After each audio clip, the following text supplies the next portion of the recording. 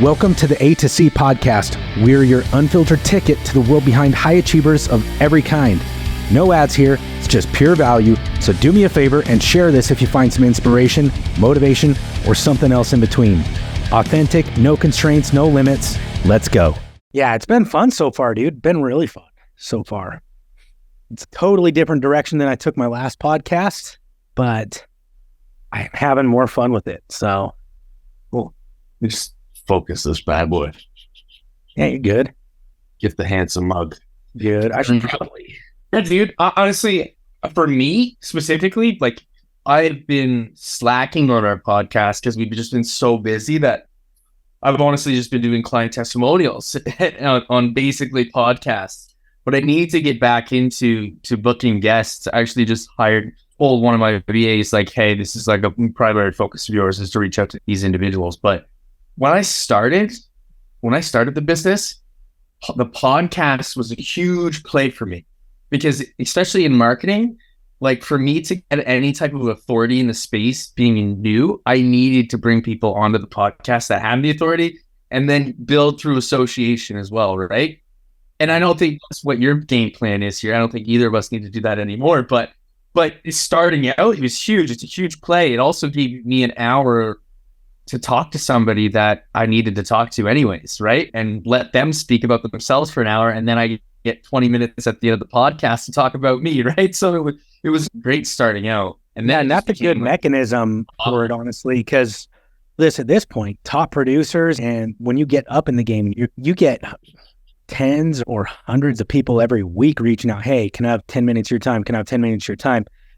And you just can't give it to everybody. But then all of a sudden, one of them has the intestinal fortitude to go put together a podcast, do it consistently, or something like that, a Facebook group, whatever. And it's, yeah, you know what? I'll come and give you some free content. And for that, you're going to get that time that you wanted that I couldn't afford to give you in another way. You're giving me a platform to speak on. Like, here's a little bit of my time for that. And it's that even exchange of here, I'll help you. If it helps you, fantastic. If it helps me, fantastic. But either way, we're bound to gain something out of this. But I truly appreciate you like having me on, man. I had you on in the earlier days and I've seen your success. You've been around longer than probably I have, but you've been a role model in the space. So I always look up to you, man, and I'm appreciative to come here and just jam with you for a little bit. That's it. That's all A2C podcast is about, is jamming. We don't have to talk business. In fact, I prefer if we don't talk business. Everybody can hear the business shit all the damn time. I prefer if we talk about all the other things that go on in a person's life, because I found something. You probably found this. It doesn't matter if it's our line of work or if you could be laying brick, you could be laying dick. It doesn't matter. Successful people tend to do successful things and they overlap. Those successful things, it's 80, 90% overlap. There's only like 10 or 20% that's industry specific. But those other things, it's everything else in life. It's not just the business stuff. That took me a really long time. I'll be honest with you. I thought if I worked hard, if I just got the systems right and we did a great result, I'd be filthy rich. It wasn't until I started realizing that I was such a bottleneck in my work ethic, in my habits, the things that were distracting me, where my energy was going every day, that I really started to look at like myself. It's not the business, it's actually me. And without me running at like a high capacity and output, they're doomed from the start. So that's like the foundation. And it took me a couple of years in business to realize, okay, I'm actually the problem. And I'm not a problem, but it's the other things that I'm not doing outside of this business, like healthy habits and just waking up early and like being an actual adult, because I'm sure that everybody here is naturally has their own sins and comfort zones. And I've really tried to just push in the past 3 years, like getting out of any bad habit that I possibly have. Still have some stepping stones, of course, but Jesus, you're going to have them, dude. Yeah. And even that dude lost his temper once from what I hear. Yeah. I don't know, man. So you were making some tea? I actually have some water. I'm drinking this, but I knew I'd probably want some tea later, so I have an entire teapot ready to go. Oh my God, dude. Who brings a teapot to the podcast? That's fantastic. That's not like a just. I knew I was going to be here for a while. Dude, for anybody listening to this instead of watching it on YouTube, this is not just like a stainless steel, found it in your grandma's World War II remnant kitchen. This was like some Chinese porcelain. Yeah. This was real shit. Luckily, it's my mother-in-law lives with us. She's older in age. She's I think in her 70s, and she has Lewy body dementia. But so we actually, it's like a whole separate thing, but we actually have all of her, she lives with us, so we have all of her china.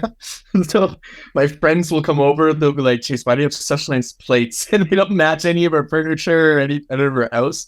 But yeah, I do have some fine china tea sets that I definitely use all the time. Makes me feel a little bit more upper class. Y'all are doing football pre-gaming buffalo wings off a scrimshaw. Oh, that's badass, dude. Badass. Nothing about it. Dude, tell me about you. You're tatted up. You don't meet a ton. You meet a ton of folks these days with tats, but not folks that go far in our business, frankly.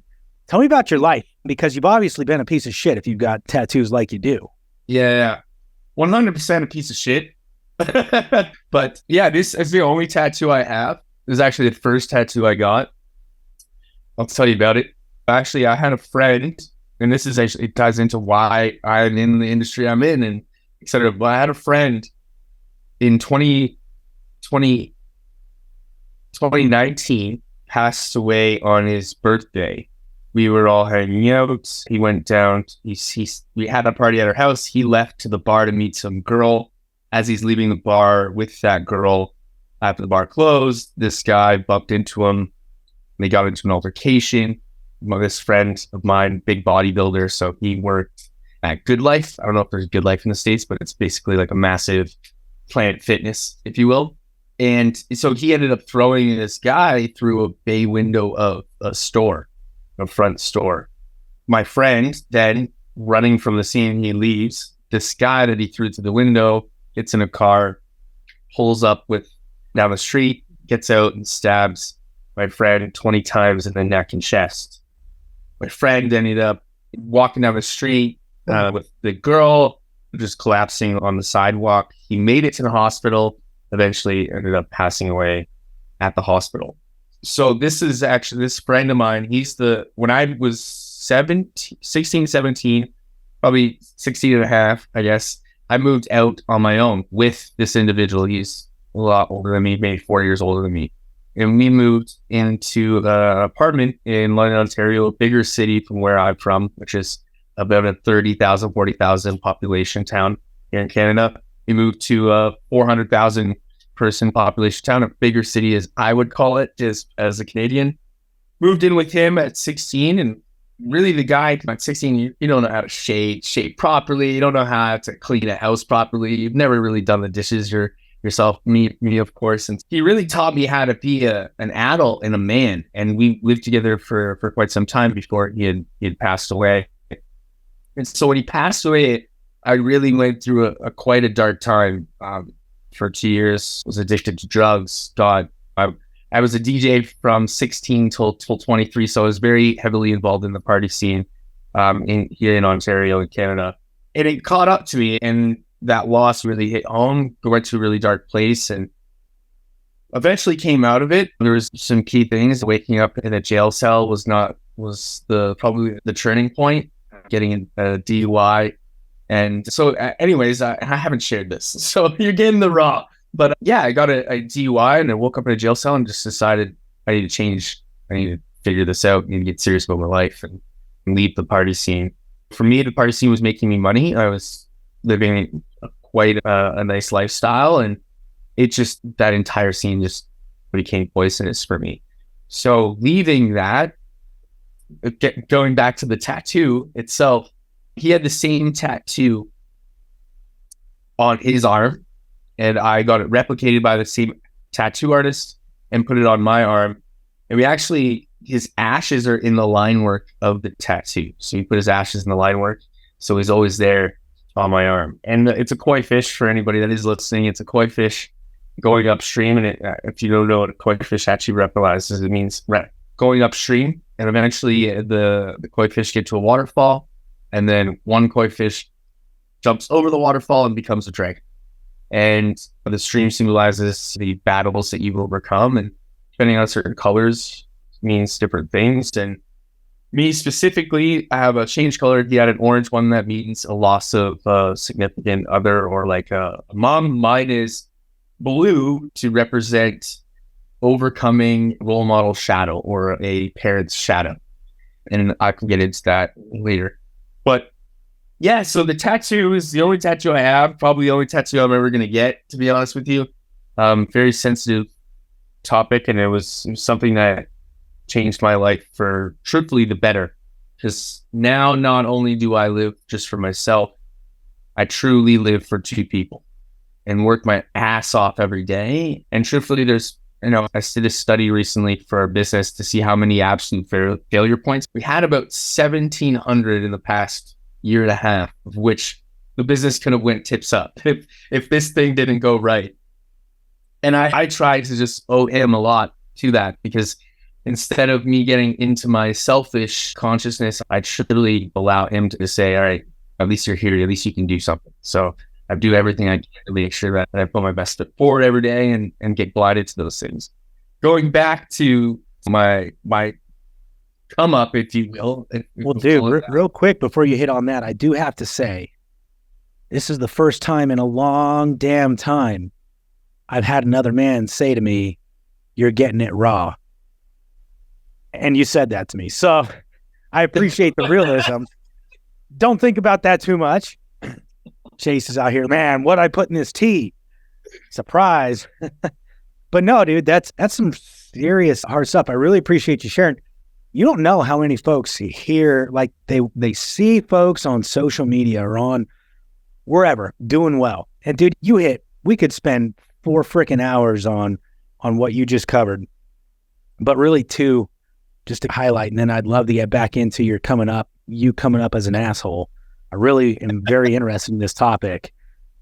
But first of all, just the heartache and the tragedy, and life hasn't been perfect. And what you're finding success in now was not your chosen career path coming out of high school or whatever. So I think that's super huge. Like, a lot of people identify with that. But then secondly, you hit on 1,700 single points of failure. By the way, our banking system in the United States is crashing because of 3 single points of failure. Our real estate market right now is teetering because of 2 single points of failure. 1,700. And folks want to sit here and bitch that there's weevils in the Wheaties. Are you fucking kidding me? Get another box of Wheaties, overcome. That's pretty significant. So I'm excited to hear about you and your up and coming, because there's something in there that's led you to not be a pussy. And I want to know about it, Chase. Yeah, man. And then, so I woke up in a jail cell. Then I just really went into, what am I good at? Nothing. And only DJing and partying and bringing people together and having a good time. That doesn't really apply to real world skills. So I just winged it. Like, I went on LinkedIn. I found a job for an executive assistant to the CEO of some HVAC company. Applied, went in there. Assistant to the CEO, exactly. Yeah, so I was... Well, it's The Office. Have you seen The Office? Yeah, I was the guy that went and got the coffees. I was going to say, you're up there in the Great White North, so you don't know about The Office in Scranton, Pennsylvania. I know The Office. The assistant to the district manager. Exactly. But walked in, just confident as hell, said, I'm the best person for this job. I'll get into this later, but both my parents are successful entrepreneurs. And I've been in business my whole life. Business is everything, and ended up getting the job. Flash forward, he really had no job for me. It was like an insurance thing. So he had to have somebody there to support it. So I was like, all right, I'm going to make use of my time. And I was like, you guys don't have a website. You don't sell any replacement parts to your stuff. Let me build this website. Let me advertise it. Let me just basically learn everything I can about web development, e-commerce, and just everything sales. So for 3 years, I built this immaculate website that sold the replacement parts and got it up to about $800,000 a year in profit. And I just decided... What were you guys doing? Replacement parts for insurance? Yeah, no, replacement parts for HVAC. Okay. So it would be like Like, you're killing me. It's been a while. Sure. Exactly. They just wouldn't sell replacement parts. So we brought that to $800K profit per year, and I quit the job and I said, hey, I deserve more money. This was a business that you guys didn't even have. I developed it. It's making a lot of money. I quit. Pay me more. And I'm going to start my own business, thus starting the marketing agency that we had today. And then, so we remained as a client, started getting paid more, allowed me to invest in the agency itself. My manager there at the time ended up quitting, who is now Wesley. If anybody, whoever clients are watching this, you guys know who Wesley is. He's my partner. He's the brains. I'm just a pretty face that pays the bills. At this point, he's the guy that's in there developing. He actually quit. I hired him. We started this thing and built it to where it is now. So how do we get from HVAC to now insurance? What happened is we got an insurance company here in Canada, started getting a really good result. I really resonated with it because obviously of my shortcomings in the past couple of years of losing a lot of people and not being able to say proper goodbyes. And this just resonated. And I said to Wes, I was like, this is all I want to do. I don't want to, I will literally fire all of the clients that we have now that are not in the space, keeping just the one, the HVAC company, which we still work with to this day. And we're going to go strictly into insurance. And then running ads for clients, turn into running our own ads, building our own brands, turning into building our own call centers. Now we own and operate, I think, around 16,000 landing pages ranked on the first to fourth page of Google in all major cities in the US. Now we have 60 agents calling from 9 to 6 p.m. Eastern. That's pretty shitty of you to target a foreign country like that. Target your own country. And that's solely because you and Justin can target your own country. I'm just going to say that. That's solely because the insurance the only insurance companies that really sell insurance here are like 4 or 5. Yeah, and it's a complete monopoly. And we've got a pretty robust following in our mastermind out of Canada. So yeah, it's coming up short. It's coming up short. They get paid a little bit more, I think, but it's not near as the market is what it is. And y'all have a participating whole life that spanks anything in the US on the whole life side. We've got some other cash value stuff. You guys have like IULs and stuff too, which we don't even. Yeah, but y'all's whole life is crazy. Yeah. Yeah, and we've just, unfortunately, it's not unfortunate, it's fortunate, but my following really started taking off in the US. So that's where we just naturally gravitated to. And come on down. It ain't so bad down here. So, fun fact, we're actually looking to move to North Carolina right now. Oh, dude, I love North Carolina. What part? We're looking at Wilmington. Wilmington? Yeah, my man. Be close to my man Pete, trying to extract as much knowledge as I can from Pete Fournier. Shut up, Pete. Dude, I've got some really good friends down that way. Really good friends. If you make the move, let me know. I just like the season. I'll fly down there, set up a dinner. We'll share biscuits. You don't even know what a biscuit is. You're just up there crumpet as AF because the queen at some point in an undetermined past. But nah, dude, we got the good stuff down here. And North Carolina has most of it. And it has the seasons. I'm a season guy. I couldn't live in a place where it's summer all the time for me. It just doesn't make sense. And summer to me is probably somebody that lives in Florida or like California or the southern states. They don't know what winter is to me. Like I'm talking, North Carolina doesn't even get winter to me. You got some mountains in North Carolina though. You got like outside of Charlotte, it's what, like 60, 90 minutes and you're up in the snow. They've got ski resorts and North Carolina gets the seasons. They get the seasons.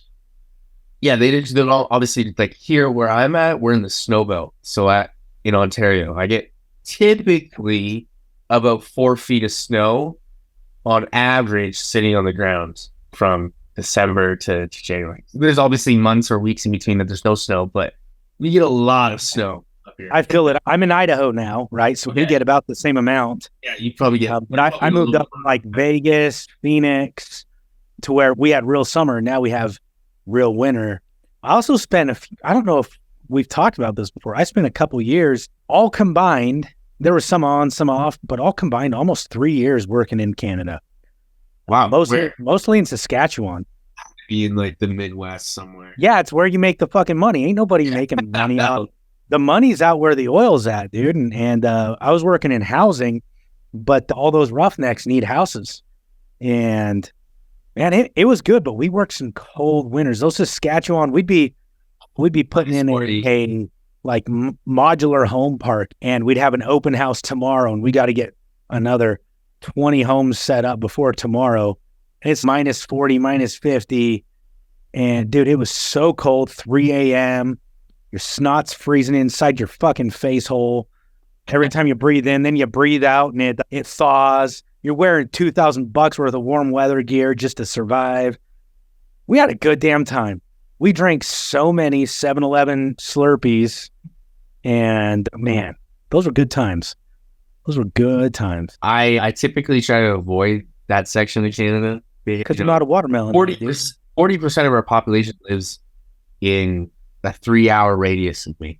Dude, 40% of your population lives below 30% of the United States population in, what is it, latitude? Latitude? Yeah, yo, people don't realize it did far north. You're more north than I am. Yes, I am. Yes, I am. So, no. I actually had this argument with my client the other day. It's like, you're just up there north. And I was like, I'm actually pretty certain you're in Maine. You're definitely more north than I am. Dude, you're like a 2-3 hour drive to Washington, D.C. You're not that far, right? I'm a 2-hour drive to Detroit and a 2-hour drive to Buffalo. Okay, so you're further north than that. Than that, but that's still not crazy. That's still not crazy. Yeah. Yeah, man. I'm tired of Canada. Definitely tired of Canada. Even with payment processing here. You had a gentleman on, Chris Hill, last time. Love that guy. It's a struggle for companies in Canada to get payment processing. I never thought I would be in a position in my company, and talking about one of the absolute points of failure, is having nowhere that I can actually, people want to pay me money. I want to take money, but not having a way to facilitate that is insane. In Canada, you are left with so few options to get merchant accounts and payment processing here. That's what's all forced. I had to move the company. I was going to say, my friend passported into the U.S., set something up on the border, right? Yep. Get yourself a P.O. box, and then you can run PayPal, Stripe, or 100%. Like, there's so many. Stripe. Do not, for anybody listening, do not use Stripe. I use Stripe. Actually, Stripe has been better than anything else we've tried. And not that they haven't tried to screw us on merchant processing fees. But we use so much automation. Stripe is the only one with the level of integration we need. So even though I save a ton on payment processing and all this other stuff, I lose it on the back end by not being able to automate. Nobody has the API to make it happen unless you go through Sandbox. But now I got to spend $100,000 a year on someone to run a Sandbox. The thing is, you don't. We definitely have people that can work on that. But the thing with Stripe, you were left so unprotected. For us, I'm in the lead industry. So I had guys make $70,000 in a month for my leads, pay $5,000 and charge back the $5,000 on credit card. So for me, I'm very high risk to any print processor. Even maybe coaching, it's a little bit different. But for me, it's super high risk because they can just take that money back. So for us, we had to obviously send them to collections and all that stuff, but it takes forever. With Stripe, if you have over 2% chargeback for any disputes that have happened, they'll put a 25% hold on it. If you don't prove liquidity, or you don't give them the proper requirements, and they don't give you the requirement, it's up to some random person or AI to look it up. They'll just put it on a 50% hold. Once they put you on a 50% hold, then they'll just remove the account and restrict payouts. That's like Amazon stores back in the day, back in like 2010. Just wait. If you get to the point where they put a 50% payout because you can't provide the information that they require, maybe you're starting a business, maybe you don't have the actual cash or asset sitting in there, they'll put an additional hold and they'll put you on a match list. Which then if you go to try to get any type of processing from anybody, you basically have already been put on the blacklist from Stripe. So you're screwed. Right. So talking about this then, Chase, and everybody listening is going to be like, oh my God, this just got boring. But you and I are going to geek out for a minute. Sorry. Right. So the problem, like we've been looking at, is our cost to run anything else other than PayPal, which PayPal is even worse than Stripe. I'm going to tell you that now. Fees and PayPal. I wouldn't do any of that. Dude, they are crazy. But to do anything else, my cost for merchant processing almost quadruples. Our dispute rate is less than 0.1%. So we're doing very well there.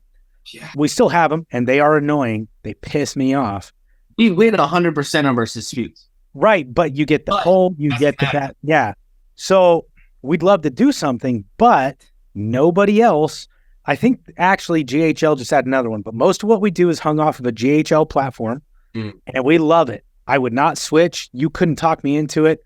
Hell no, it has been the best thing to happen to me professionally was that integration with GHL. But nobody else integrates without going through Sandbox. But now I got to pay somebody $100,000 a year to manage it. Plus, dude, it's Wesley. I wish he was on the podcast. We should have had him on because he's the brains. But he has a way to bypass Stripe even on GHL. So you don't even need to use Stripe. GHL has Stripe, PayPal, and they just added one more. I haven't even looked at them yet. I mean, dude, it's nuts. I don't know. There's also a lot of options, but also Chris Kill is probably the guy you want to talk to because he knows. Yeah, I'll talk to Chris. Chris is one of my best friends, and the dude's an animal about it. But last time I talked to him, it was still we had to go the Sandbox route, and my current team does not manage that. And to get somebody in house, I don't want somebody out of house. I don't want to fractionalize that. Yeah, we should talk about that. Dude, we'll talk more about that. But case in point for listeners, I don't know. Find a way to give some value here, Chase. Figure it out. This is on you. And I think who just gives have some tea, have a sip of tea, and think about it.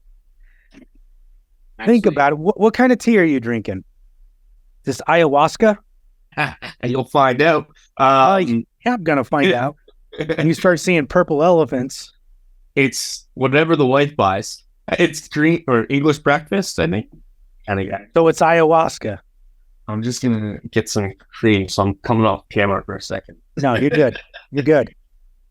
Yeah, dude, I don't mean to bore everybody that's on but Aiden, my guy that does our editing, leave that in there because there's some folks that are gonna find some value. I'm sure there's a good point. The point being, I think there's a lot of point is rule number 1. Always have 2 merchant accounts. Don't ever leave yourself into a situation where you're stuck by the thread because we lost a significant amount of money having to try to find our way out of Stripe while still facilitating the business needs. And so we have a backup, but like we have a whole contingency plan. But yeah, it's been sorry. And that's one of the God damn it, Chase. many points of failure. And I could just give you a piece of advice. It's going back to that. I did a study. I was in Ireland, had a week just by myself, and I take some pretty rigorous notes. Anytime that there's significant stress or something that could go wrong or problems that arise that could detriment the livelihood of the business. And we looked at it, and it was like around 1,720 something points of absolute failure where literally the business would have collapsed. And I think it becomes, you talked earlier about like the traits that all these successful people have, but I'm just going to comment on the ones that typically aren't talked about is the absolute delusion of entrepreneurs. So you have to at some point be a little bit delusional in your goal and your path, right? Yeah.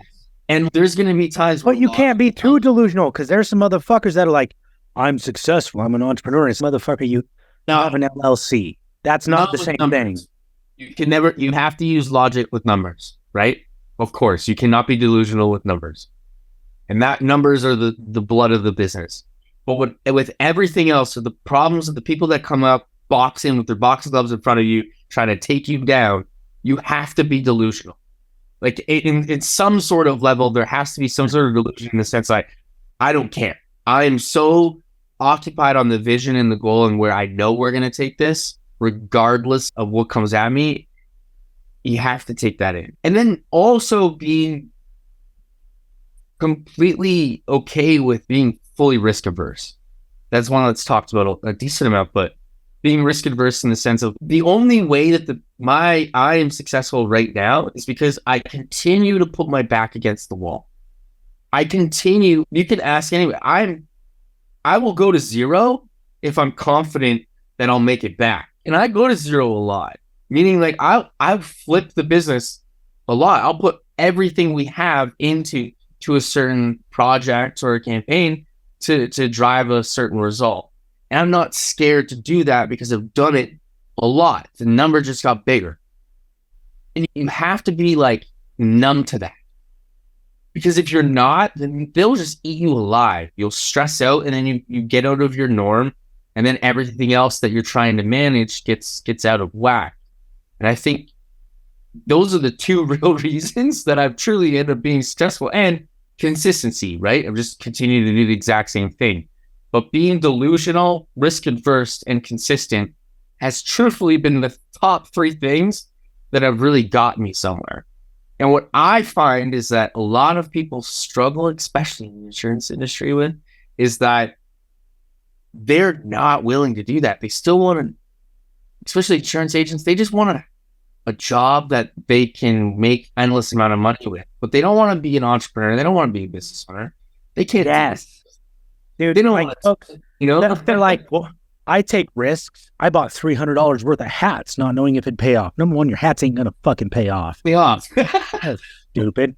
Hats are a tax write-off. They're not a fucking marketing play.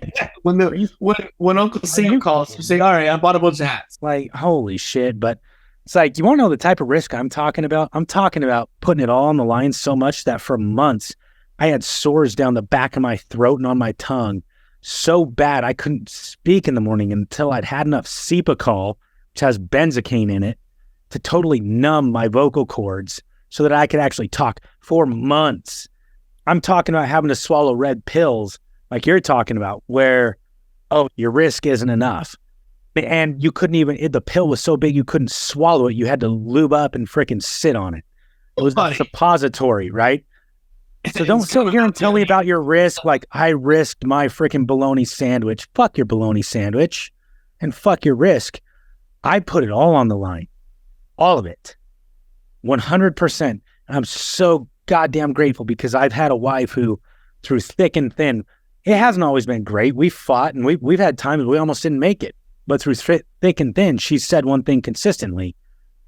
I don't care if we're in this big house with all the cars and the ATVs and the fun stuff we do, or if it's in a freaking camp trailer, that's not the determinant for me. Treat me right. And I'm so fortunate in that way. But we've had times where we made 7+ figures and it was like, shit, are we going to have to move out into the camp trailer next week?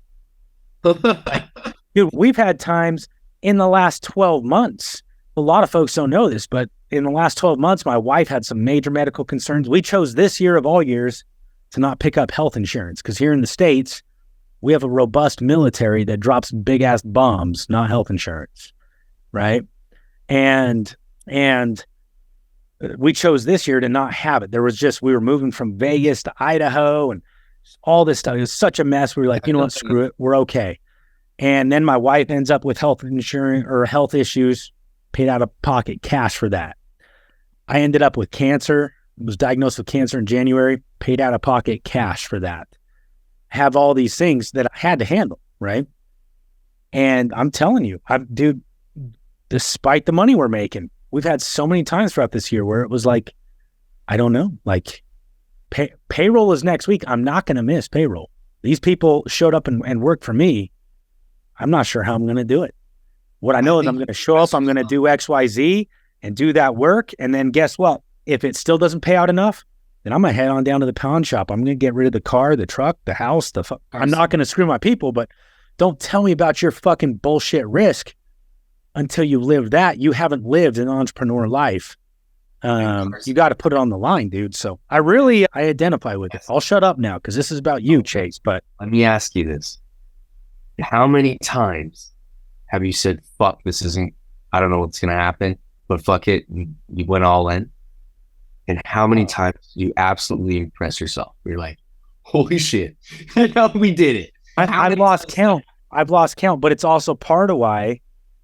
Now, And it drives my team nuts because they're like, hey, we can't. I'm like, we can. And you didn't see me with sores. You didn't see me. They didn't see me in when was that? 2016, 2017. Come out of surgery. I had my throat, had surgery on my throat, came out of surgery, was still high on whatever they were doing, and had my wife drop me off at the local Keller Williams office, which is a huge realty brokerage in the United States. Yeah. Drop me off at the local Keller Williams office and do a presentation in front of 82 realtors, high off my fucking kite, and literally had surgery. I got out of surgery not even an hour before. Why? Because I can. So don't tell me we can't do this. You just got to nut the fuck up. And if you're a lady, strap them on. Because it's go time. There's what else are you going to do? And if you're a feminist, then fine. Just like your ovaries need to be more brave. Great. But when it comes to business, Winston Churchill, dude, I want your thoughts on this. Because this is what I have lived and died by. I'm not a history guy, but dude, so Winston Churchill, Prime Minister, I think, of the United Kingdoms or Britain during World War II, right? So Winston Churchill has this quote, and dude, I've lived and died by this for freaking almost 2 decades at this point. What he said was something to the effect of, I'm going to botch it, I know, but he said, sometimes it's not enough to do your best. You must do what is necessary. And that's what I've lived and died by. And so, I'm going to put it all on the line because it's necessary.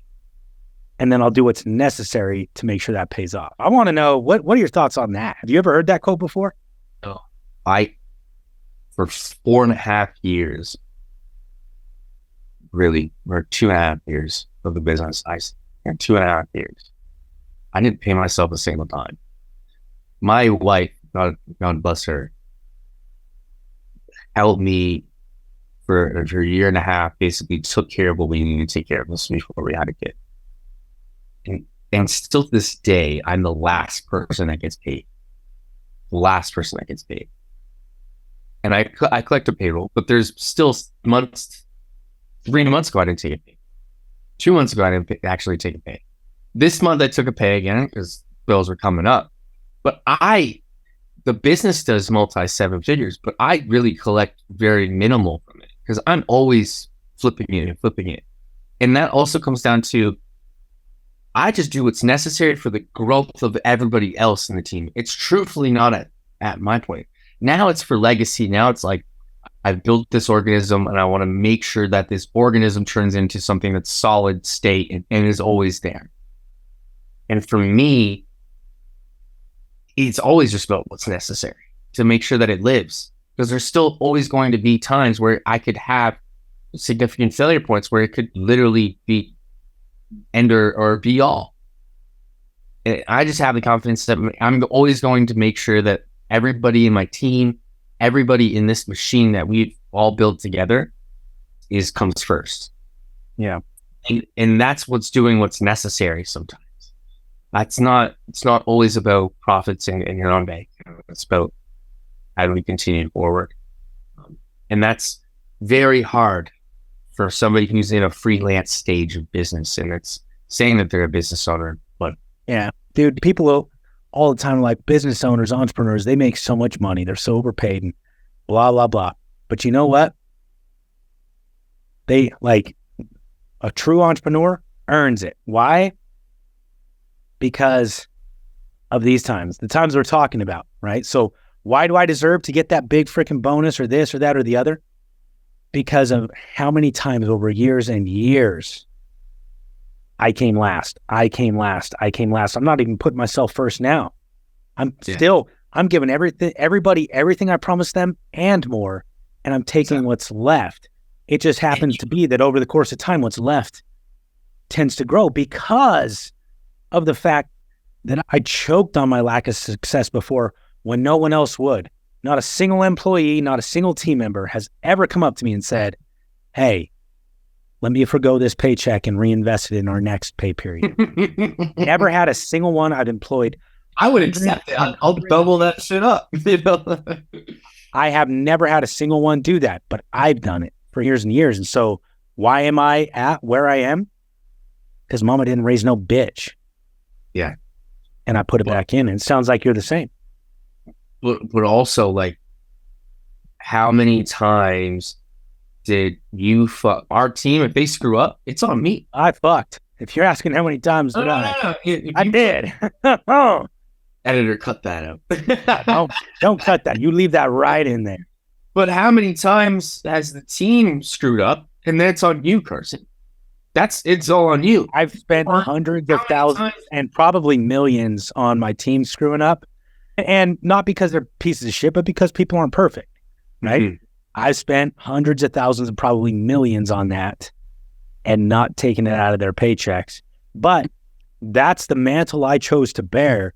And that's why we get paid the bonuses that we do. But obviously, there's going to be some months where we don't even collect paychecks because the business is better off not doing it. There's always going to be times. Hopefully, it's not all the time, but it does happen. And that kind of goes back to my point. I always go back to zero.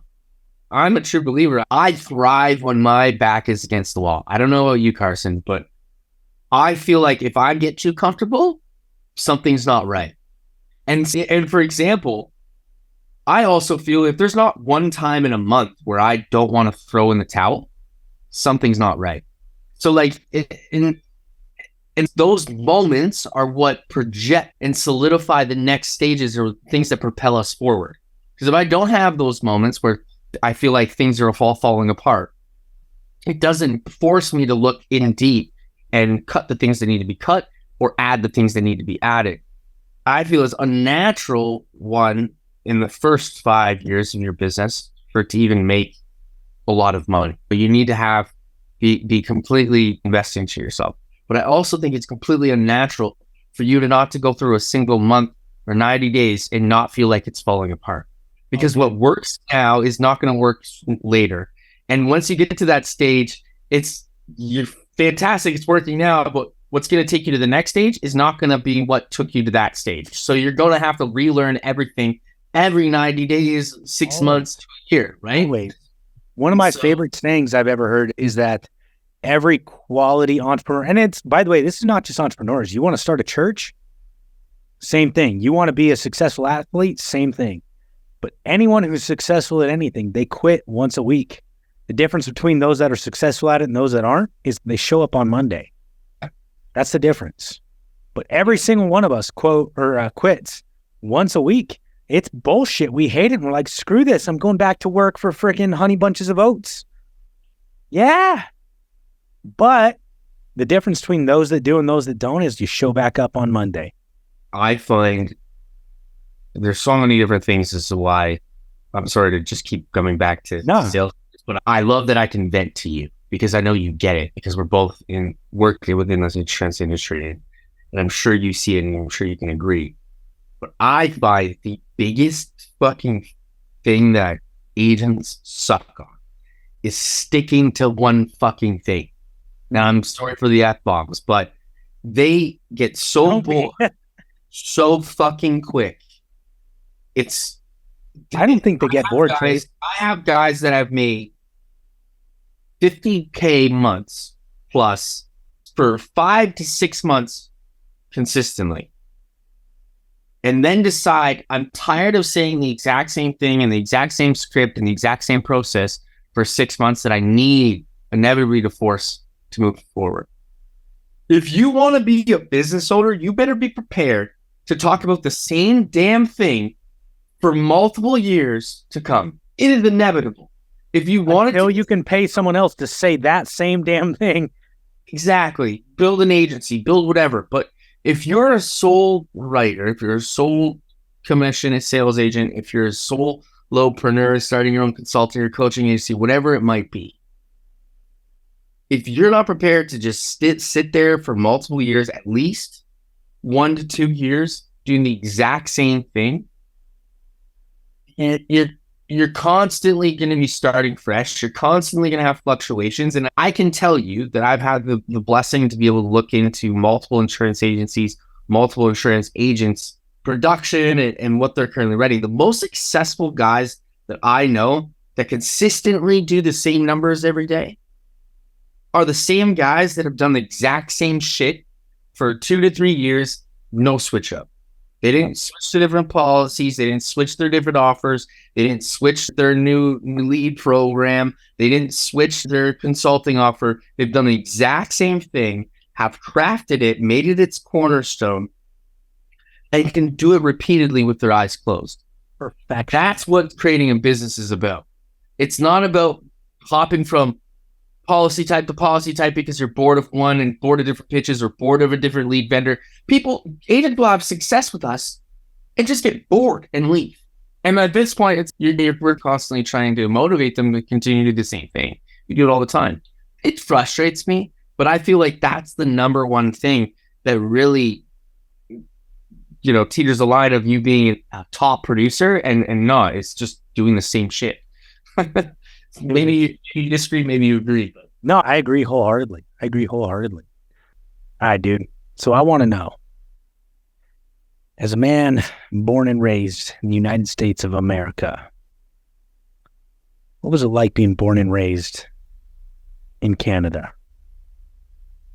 In comparison? Yeah, I've got lots of Canadian friends. Like I say, I worked up there for years. I want to know what it was like for you. To be honest, I lived in a town called Chatham, Ontario, which is about 45 minutes away from Detroit and the Windsor border. So where I grew up, truthfully, is pretty heavily influenced by the United States. So in comparison, not a whole lot different, other than the fact that obviously we don't pay for health insurance and most of our stuff is free. And Vivo, was it Vivo or... It wasn't MTV. It was, I think, Vivo or something.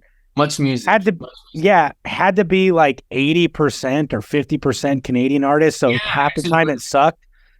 I used to work for a radio station, and you had to play it was like 80% Canadian music or something like that. And which hasn't been all bad. I mean, y'all have had some bangers up there. Wasn't Nickelback from Canada or something? Nickelback's from Canada. Dude, folks that want to hate on Nickelback, by the way, eat shit and die. They're great. Nobody wasn't singing along with, "Oh, I want to be a big rock star." What really put us on the world map was Drake, truthfully. Drake. He's Vancouver, right? He's from Toronto. My bad. Other side. Yeah, how dare you.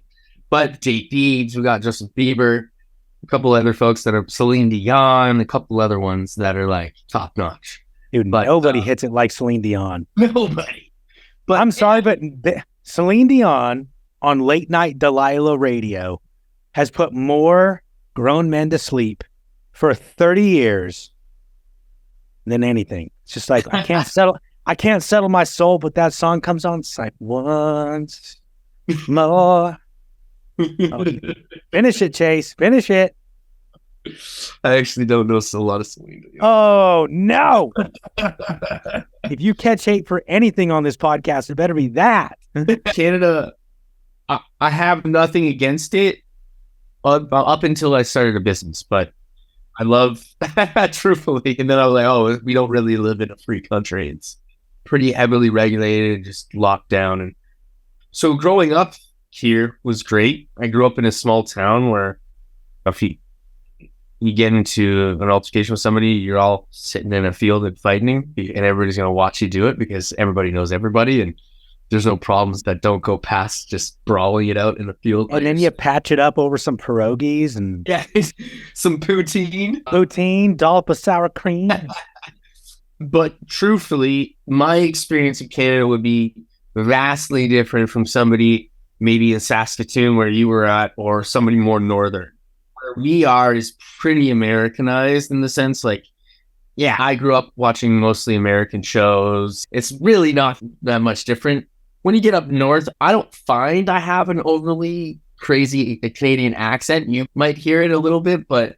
I hear it a little bit, but it's just because I live there, I can recognize it. Most folks probably can't. If you went up north or you had somebody in the middle provinces... Fort McMurray or Prince Albert, you're going to hear a little bit some slang, or I guess a Canadian accent, but It's nippy out. Let me put on my onions and my too food. many Americans every day. So it's been washed out. Yeah, I guess growing up in Canada, I don't think it'd be overly a lot different. I don't think have anything to compare it to say, hey, There's some key differences though. What was it? If it's not a dark soda, it can't have caffeine. Like Mountain Dew was non-caffeinated when I was there. I think y'all changed that recently. No, I think y'all changed because when I was there, 08, 9, 10, 11, Mountain Dew was caffeine free. And I know it's the devil. Don't drink it, but right. I think, But there were some weird little isms there about caffeine in drinks. No, in Europe, I know I was just in Ireland. You can't get a Coke that's like all of their Coke products are like half the sugar than what we have. Oh yeah, which is great, by the way. Yeah, I love the Coke there. It was like way better. But anyways, Canada, I find our fast food is better. Our McDonald's is way better. Like our McDonald's burgers are just way better. McDonald's is shit everywhere. Let's be real. You know, if you're in Canada, it's all about A&W. You get that root beer with a Poutine, dude. Or Wendy's. Do you have Wendy's down there? I think you might have Wendy's down there. Wendy's, do you not know where Dave comes from? Oh, maybe it is American. Sorry. That's my own. Dude's out here looking like the Colonel, only he's serving hamburgers instead of Kentucky Fried Chicken. And you wonder, are you kidding me? Our KFC is better. I know that because I'm trying them both. 100%. I think actually the double down from KFC. I've got a buddy, Peter and I. Dude, anytime the double down comes back to KFC, we just like DoorDash that to each other's offices because this kind of body ain't going to maintain itself. But I believe it originated in Canada, if I remember right. A couple things that have originated in Canada. Pineapple pizza, hate it. Oh, hell yes. Actually, can't stand it. It's a disgrace, but... You shut your fucking mouth. Hate that. That is not pizza. That is bread, cheese, tomato sauce, and pineapple. You cannot say pizza when it has pineapple on it. But it was actually invented in Chatham, Ontario, Chatham, where I was born and were raised. 40,000 people invented it. It's okay. Next on the bucket list, what's awesome for you guys, though, is we can have hamburgers that aren't well done. You can get a hamburger that and cook it to the scale you want. Dude, that's a beautiful thing. Cherish that. Can we talk Canadian cuisine? Canadian Chinese. What the fuck is a chicken ball? Oh my gosh. If you don't know. No. Chicken balls with pineapple sauce, but I don't want it on my pizza, but I want chicken balls with pineapple sauce. And by the way, sauce, that's really just sweet and sour sauce rebranded as duck sauce. Has nothing to fuck to do with the duck. Chase. All right, let's talk Canadian cuisine. Let's go. Because there's a lot of it I love. I'm telling you, but the fuck is a chicken ball? A chicken ball, it's chicken in the breaded... In a ball. In a ball that's breaded like the crust of... it's like a dough. It's like the crust of 1,000 unborn... Dude, it's... phenomenal. It's thick. With C, 3C thick. It's not even chicken, dude. Let's be honest. And for folks that are listening, it's not even chicken. It's like somebody opened a can of canned chicken, some Star-Kissed canned chicken, and pulled out some chicken bits, and then breaded it, and then deep fried it. And then deep fried it. Covered it in pineapple sauce. It's not pineapple. And then proceeded to bitch about pineapple on pizza. No, I personally cannot stand Chinese food. I'm not. This is nothing. That was not a racist comment. Shut the fuck up. Get your ass down to North Carolina. Get yourself some real General Tso and some American General Tso. I'm not going to say real, but American. And then tell me you don't like Chinese food. You stop it. It's chicken balls that made you not like Chinese food. I would argue, though, on Canadian cuisine that you can come here. Like, I have an employee who is from Sri Lanka.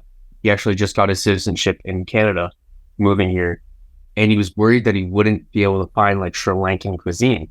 And I found him 20 different restaurants that are just from... The nice part, especially in Toronto or where I'm at, it's very multicultural. In the sense that I have a Jamaican Roddy place just down the street. That's like phenomenal. There's a very vast selection of cuisine. Is it Jamaican or is it just like some Jamaican flavors minus all the spice? Because that was one of the other issues I had up there. heavy spice. Can't even eat it. You're like sweating buckets by the time you leave. Yeah, screw the sweat. Are you allowed to shit for a week? I didn't want to go there. That's when you know it. That's when you know it's spicy enough. Sweating is natural. Definitely good. It's one of those things where you're like, I need a cleanse. I want to get all this stuff out. Yeah, I'm not putting anything in my body unless it's cucumber water with lemon. That's when, Sri Lankan, friggin' Indian food. If I'm gonna have curry, I don't want to have that come out the other side of me. It's gonna want to. I just need to not let it for a while.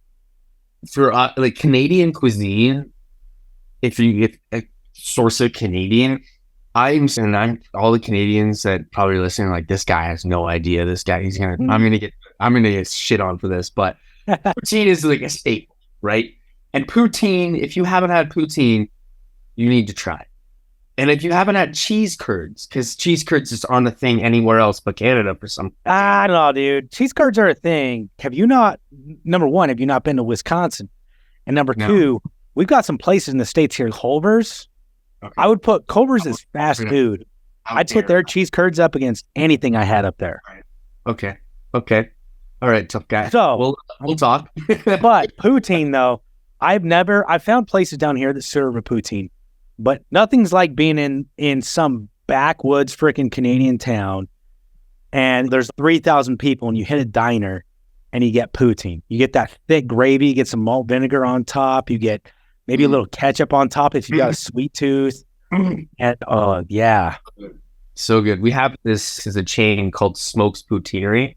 It's here in London and in Toronto. A poutineery.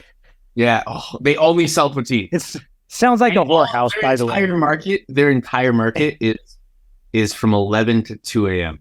Dude, it sounds like a whorehouse, but I feel like drunk people. Just drunk people wanting poutine. Best junk food on earth, by the way. If my wife came down and she heard us talking about cuisine, she'd probably have lots more to talk about. I'm the follower in that sense. I just get told where we're eating tonight. I let her make those decisions, but does she? Because the rest of us have problems with our wives making decisions on food. No, lazy for half of my marital disputes. You know what? Mine's a beauty. She knows what she wants when she wants to, and she's good selection. That was probably one of the reasons I fell in love with her, and she deals with my shit. But just like yours, right? Shout out to the wife. She's definitely a key aspect to everything that I have going on in mind. Use your words carefully. They will live in infamy here. We've got 6 followers on this podcast so far, but we're going to have a lot. So. Yeah, we're going to have a lot. Well, shout out to that. This has been absolutely a refreshing time. I have been on a fair amount of podcasts, I would say, at this point. And nobody straight up told me before the podcast, hey, block out 3 hours because I just want to jam.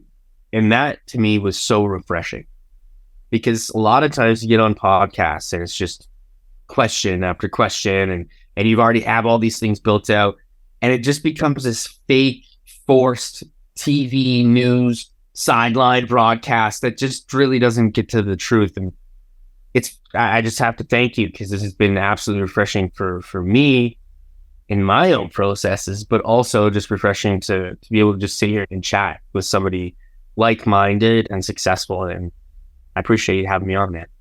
Yeah, dude, I'm enjoying it. So if you're still down to jam, let's jam. Otherwise, I wasn't trying to end that off. I was like, is this you wrapping it up? It's not even your podcast, you fucking bitch. But no, dude, let me tell you some of the finest Canadian cuisine I've had in my life. All right. Livewire, Coffee Crisp, Arrow. Oh. Dude, I'm just going to go ahead and say it. I have a couple chalk bars upstairs. The candy in Canada. Arrow milk. Dude, Arrow milk, yes. Caramel. Yes, caramel milk, which, by the way, so much better than Caramello here in the States. Caramel milk. Ooh. You know what I find? Everything's Cadbury up there. Down here, Hershey's has bought semi-similar branding. And shout out to Hershey's because they're the s'mores king. If you're doing s'mores with caramel, you're a bitch. Like, it's got to be Hershey's or nothing if you're doing... Wait. No. Hershey's, the, Oreo, the... what is it? Hershey's is chocolate. The white chocolate with the white in it. The dark crispies inside. Oh, the cookie crisp. Or cookies and cream. Cookies and cream. That's what it is. That's sweet s'mores. On s'mores. Bro, don't play with me. You fucking Philistine. I live in Canada. I'm interested. We have wood fires in our igloos. Dude, you got the Old Testament side of me wanting to come out with that. Oh. Boy, don't play with me. You just BOI me? Yeah. What is in your tea? Nothing. Nothing off it. You know, all of your guys' candy and your pops down there are super sugar. You know what I love, but I don't like about the States? The fact that it's called soda down here and not pop. That, but also you got it's mass market. I don't even know how to describe it. It's just so Down your throat. Down your throat, buy unhealthy things. For example, cigarettes. Canadians smoke cigarettes 10-1. You don't even have a tenth of the population we have here, and y'all are in the U.S. Oh. Canada. Unfortunately, that's one of my voices. I do smoke. We're on the verge of quitting. You know, I say that. But kudos, dude. That's a hard shit to even consider. And I don't publicly tell a lot of people. So you are getting. I was gonna say raw, but I knew you're gonna hold me to that. So I'm like, yeah, raw dog me right now, Chase. I do smoke, not a full time. I'm a cloth smoker in that sense, but in the States, you guys, when you walk into a store, all the cigarettes, you can see them, all the different packaging, the marketing, everything. In Canada, you are legally not allowed to show the pack of cigarettes. So they have to have them be in a shelf. They have to be in a closed shelf. And then every brand of cigarette, we don't have a lot of American brands. We have Canadian brands. But all the cigarettes have to have no branding. They're all the same color. They only just get the name of their company on the top. And then it's just like a big image of you're going to die. Dude, there's a big image. Which was shocking for me, truthfully, now that I'm there a lot, is how easily accepted it is. And I actually give thanks to Canada for doing that. Because for example, I drove by my high school the other day before the bell rang. So it was like 8:59 or 8:50. Typically, when I was in high school, the in front of that school would have been filled with kids smoking cigarettes. I drove by, there wasn't a single kid smoking cigarettes. Now that could be from vapes, whatever. But Canada, you can't even smoke a cigarette on a patio anywhere. You have to move yourself, literally go stand on the sidewalk. Even if the patio has a small fence that you can literally talk to your friends on the other side of the fence, you cannot smoke. And that's one thing I will say. And it gets cold enough that 4 to 6 months out of the year, everybody quit smoking because of that. Or no, there are places that put a little heater on the sidewalk for you, but yeah, or you just get really used to getting out and being cold all the time. But can I say something about Canadian branding the last 24 months? Yeah. Have you seen the new Canadian passports? There's just a lot of Justin swimming at the lake when he was a child. And dude, I'm just here to say that most Canadian cigarettes anymore, like if we're talking branding, it's going to be like Justin's Revenge. I want to smoke some of that. And Justin's Bubbles. My dad owns a pot farm. So they have 90 acres of pot. 90 or 90,000. You were about to say 1,000. Let's be clear here. I thought it's 90 acres. It's okay. 90. So the amount of bullshit that's happened since he's made it legal. Because, for example, there's only 2 or 3 provinces, maybe Alberta and British Columbia, that privatized alcohol sales. Everywhere else, you have to buy it from the province's own stores. That's a lot. In the States, you have a lot of that. Most of it's state-owned for alcohol. With the pot industry, you can get approved to create your own store, like a variety store, for example, just for marijuana. You can't sell anything else but marijuana. But you have to buy that marijuana through the provincial government's middleman. Basically, my dad, as a producer who grows pot, has to sell it to the province, and then the province marks that up, sells it to the guy that sells it on retail. They just became glorified drug dealers. Now, the thing is, the amount of stuff that they've had, anybody trying to get in the pot business, it was like you had to have a crazy amount of cash to do it because of the regulations and everything. And they played it off, Justin played it off like it was going to be like open source, like everybody and anybody can apply for these licensing. I mean, it's nuts. It's still nuts. And truthfully, that's half the reason, I would say half the reason we're leaving this country is because I see Canada in the next 10 years really depleting and becoming a sore, unless something truthfully changes. But with our political system, it's a lot easier for Canadians to just say, these guys are conspiracy theorists. These guys are out to lunch. They're crazy. They're far right. Hitler's out to lunch. They're out humpies getting. Instead of just being accountable for this was the decision we all made. Shit, that sucks. He screwed it up. He opened us up as a government to so many scandals and all of this stuff. Except shouldn't have trusted a silver-tongued school. But it's a lot easier. The government. It's a lot easier. And Jordan Peterson did a full basically podcast on this just subject. And dude, I actually really like that dude. I love that guy. I like Pierre, man. And he's so polarizing, but I'm here to say conservative, liberal doesn't matter. You'll have a hard time disputing anything he says in actuality. Because the thing is, it's the fucking truth. A lot of people, it has the simplest form. I had this conversation with our family the other day. My wife, my mom, our kid, everything. And I just said, I'm tired of having conversations that aren't the absolute truth of what's going on in my reality. And not a lot of people are. A lot of people bust around on their own truth or perception of what's going on, but they truthfully don't get to the bottom of what the hell is actually logically happening. And people are getting obviously canceled, whatever it might be, but the truth, people that speak the truth typically either get people to hate them or people love them. For me, for example, the truth is polarizing. And that's crazy to think about when you think about it. Is where did we come from? That the fact that if we just tell people the truth or give us some sort of logical explanation as actually what's going on, and we can't even accept that, we have to go to perception because that we came from communal cuckery. Your bubble of cover, it becomes for us. I'm done with this country and where it's headed. Dude, that breaks my heart because I will say, I love some of the best times of my life.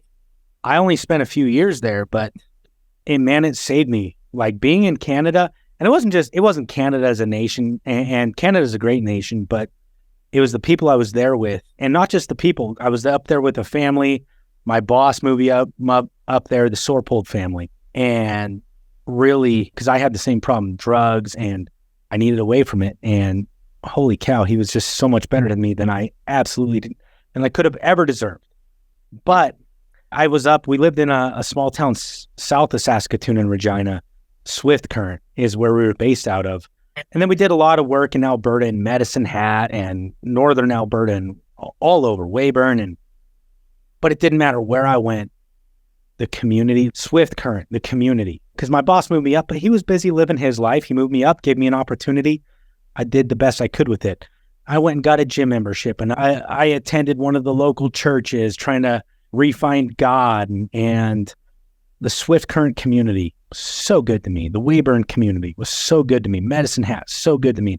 So many places, Regina, Saskatoon, so good to me. And so it does break my heart to hear you say that, because it was such a pivotal point in my life that I felt so neglected by the communities I'd been raised in the States. And not just neglected, but put out like, oh, he's not worth it anymore. He's a lost cause. And that same lost cause, 24 hours, loaded up, got across the border. Somehow they let me through and was immediately accepted. And man, it changed my life. I had never felt so accepted in my life as I did as an 18-year-old kid coming up to Canada to go to work. As an illegal alien, by the way. I have been a lot of places. I've traveled a lot, for sure of that. But I can tell you this. It's sad for me. It's sad for me in the sense of I've been forced to, on the trajectory that I'm going, I cannot sustain being here And with the regulations that are here, banking system, we have 4 freaking banks that it's a one conglomerate.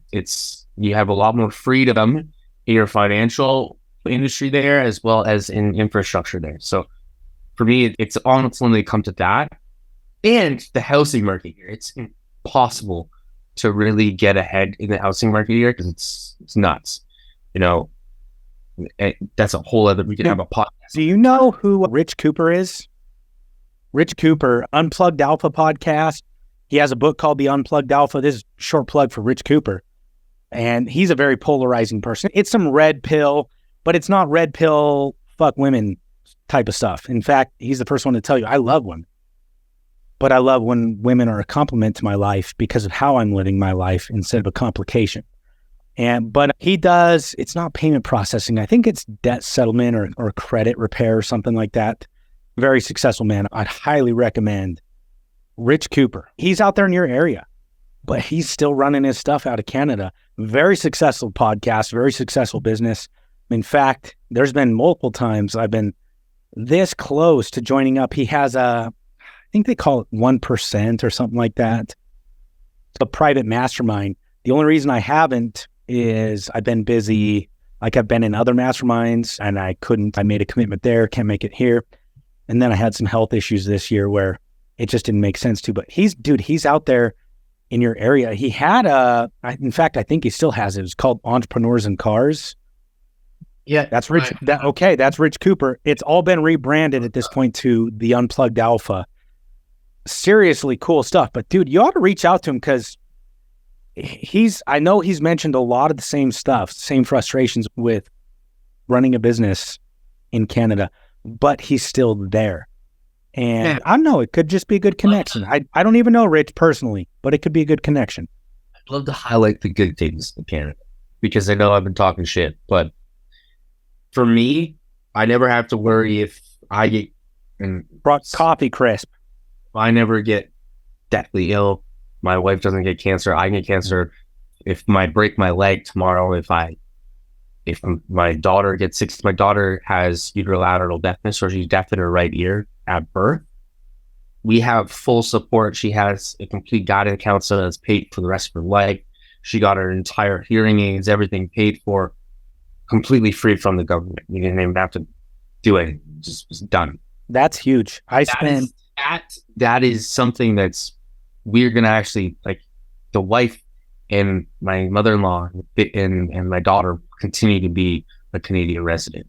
Dude, that's huge. I spent 300% of the profit I could have had this year probably on my own healthcare. Otherwise, and people will be like, "Oh, why didn't you just?" Because I'm not a mooch on fucking earth. That's why I didn't do a medical bankruptcy. And there's a time and a place for medical bankruptcy in the States, but I had the means, so I did it, and it's made this year really difficult. But it's made this year really difficult, Chase. Really difficult. So that's such a blessing. You all have that.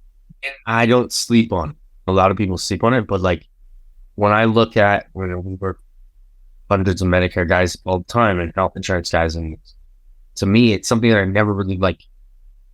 We have guys, most of our staff's American, they understand, and our marketing guys understand, but I truly do not resonate. So I'm like, I don't get it. I also know why it will never happen in the States, because you guys make way too much fucking money off of it, and it'll never happen. But I can tell you this, that all the things that your cousin, your 3 cousins that live in Canada, and they say, oh, we pay a bunch of taxes and the wait times, it's forever. It's not a thing. If I broke my ankle and some guy's like about to die, he's clearly getting priority over me. I can wait. If I go to an emergency room and I broke my ankle, they stitch it up or cast it up, everything, I don't pay for any of that. But I might wait in the line a little bit longer than the guy that's got a freaking slit throat or dashed up face, of course. Here in the States is who's more willing to pay the bill. Yeah, exactly. Surgery wise, if I need to get a knee replacement, I might be waiting a little longer, but I'm not going to die from the guy that needs a heart transplant. You know, he needs a surgery, but I will get my surgery in maybe 5 months maximum, 5 to 6 months. In some cases, it's probably longer. But the true reality of the situation is I don't have to pay for that. I don't have to worry every day. And I'm not gloating when I say this because I understand the pain. I understand the true pain. I don't understand it fully, but I can only imagine. But I don't have to worry about that. And that, for a livelihood, to try to comprehend, are you going to be able to keep your loved one or pay your bills? That to me is insane. That's an insane thing. So I have to give gratitude to Canada in that sense. I also have to give gratitude in Canada. This is like a very multicultural, loving place. And when you say there's communities that open your arms to, you'll be in grocery stores, you'll hear sorry 100 times. People are very nice here. And we respect other people. Obviously, everybody has their bad apples. So we have crazy people too. But I think my first week up there, I heard about somebody getting decapitated with a penknife on a Greyhound bus in Manitoba. That happens. Yeah, no. So there's a penknife. But that made the news because none of that shit happens all the time. Right. You guys have that shit happen every day. It doesn't make the news. Because you want to know what he was so upset about? Trying to figure out the difference between a loony and a toonie. It's all from freaking Looney Tunes. Are you fucking kidding me? No, that shit actually did happen. But no, you're right, dude. Like, people like different level of nice. And I've lived all over the U.S. I've lived in Utah, Arizona, Vegas, Indiana, Alabama, Florida, so much more. And I've met a lot of really nice people. I don't want to discount that. I've never met a higher concentration of people that wanted to see me happy than I did when I was in Canada. I have to say that. I have to. I don't know where that stems from.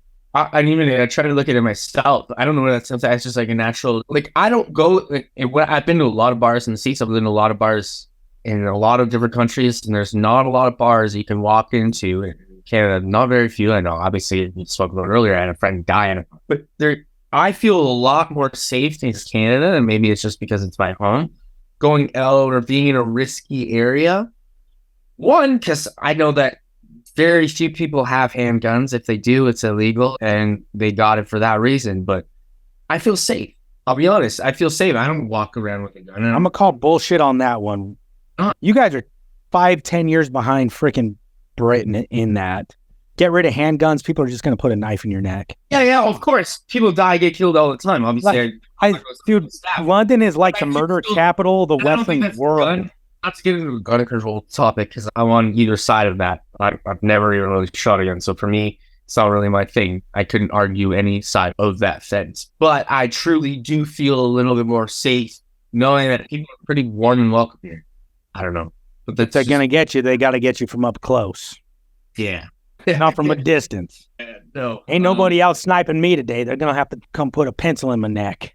No, and that's something that you even look at school. And not to get into this, is probably a touchy subject for the schools. I look at bringing my daughter to the States. I'm like, shit, I want her to be in a private school because I don't want her to be in a public system because of the dangers that are in there. And I see in the States. Here, very rarely do we have those occurrences or anything that happens truly in a school. You might get some random fake bomb threat. Yeah, it's something that I've really had to take a deep reflection on it. Like, where do we want to be? What benefits do these countries have for us?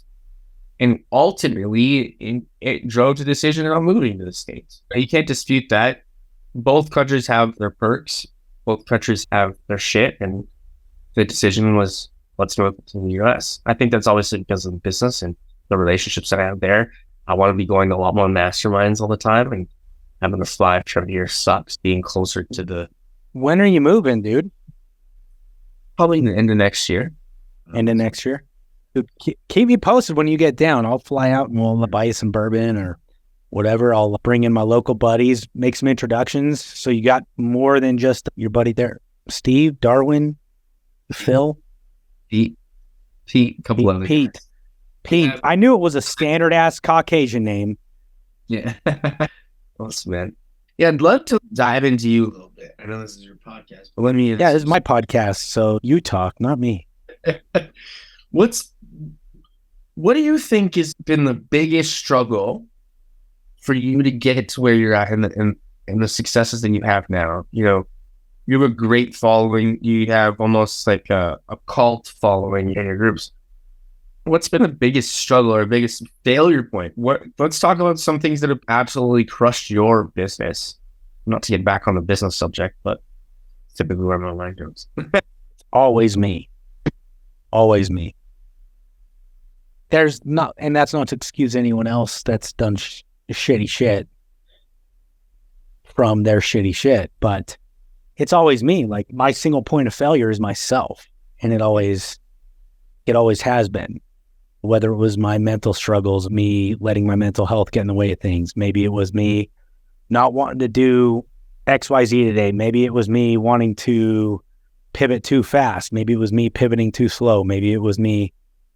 I don't know, man. Your question's a little bit ambiguous, but at the end of the day, the all-encompassing answer is me.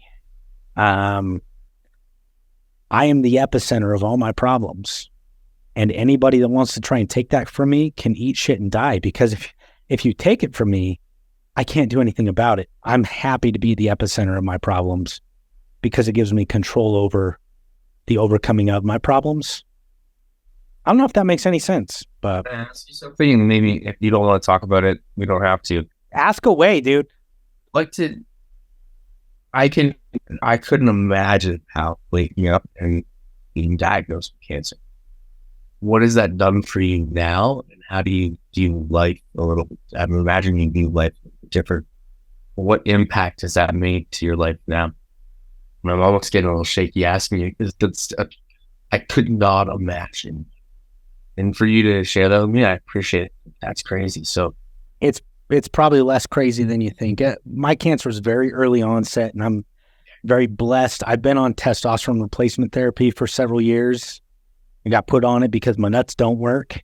They don't work because, I'm bipolar, and I've been on and off medication, mostly off medication for the last decade. But in my early 20s, I got put on some stuff that just crashed me, and my body's never recovered. The dude that put me on it, I'm pretty sure he's been sued out of the business. Piece of shit. For those of you that are like, oh, but my doctor said to, fuck your doctor. Your doctor's probably a fucking moron. 80-20 rule. 20% of all professionals are phenomenal. 80% are bullshit in any industry. I'm just going to say that. And it's not just doctors. It's in any industry. I am at least 85% bullshit. Chase, no, you're a cool dude. But no, yeah, just we caught it on some routine blood work for that. I work with my functional medicine doctors. There's some functional medicine doctors that they're like, yeah, we'll check you once a year. We'll run your blood once a year for testosterone replacement. And mine, though, is probably overly, what's the right word? We probably do it more than we need to, but because of that, we caught my stuff very early on. So it really wasn't stressful. In fact, that's the last 6-8 months. It's been one of mine and my wife's biggest fights, is the fact that I didn't tell her. She had her own health stuff going on. We had just so many things going on, and I didn't tell her. She was already so stressed, and it was like, shit, it's very early onset. We're talking like stage 1, and survival rate's 99.8% or something like that. I'm going to take the pills. If I've got to throw up, I'll wait until I'm getting in the shower, and I'll throw up in the fucking shower. And that's what I did for six-ish months till I got the all clear. And then I told her, and then all hell broke loose at that point. But no, my wife and I, Camille and I, we're on really good terms. Yeah, no, we're doing really good. But yeah, it was never so dark and desperate as, hey, you're terminal. Yeah. What it has done for me, though, Chase, to your question, is I think my buddy Matt, I've mentioned this so much lately, but dude, it's resting in my heart lately, and I can't turn it off. I was talking to him a few months ago. I got my all clear in June. It's now October. It was early mid-June. I got my all clear, or not all clear, but hey, you're in remission. Let's keep doing blood work, but you don't need to take the shitty pills anymore. Right. And this was probably July. I was talking to my buddy Matt, and he said something, and it's been hitting my heart so heavy lately. What he said was, quit telling me your priorities are priorities until you prioritize them. because priorities aren't priorities until you prioritize them. I think that's the biggest thing I've gotten out of all this, because that's where that conversation came from. We were talking about this and a few other things, but this is one of the things that came up. And, this year I've tried to prioritize a lot more, but at the same time, it wasn't so terminal. It wasn't so dark. It wasn't so desperate. So a lot of my day-to-day was just keep on keeping on. But when Matt said that to me, it was the gauntlet off bitch slap that I've needed in a lot of ways. And the last 90 days, I've made so many professional, personal changes. I have a lot more yet to make. But it really hit me. It just brought it all together, I guess. Your priorities are not your priorities until you choose to prioritize them. And there's so many things out of that. Number one, quit beating yourself up for the priority that you're not prioritizing. It's obviously not a priority.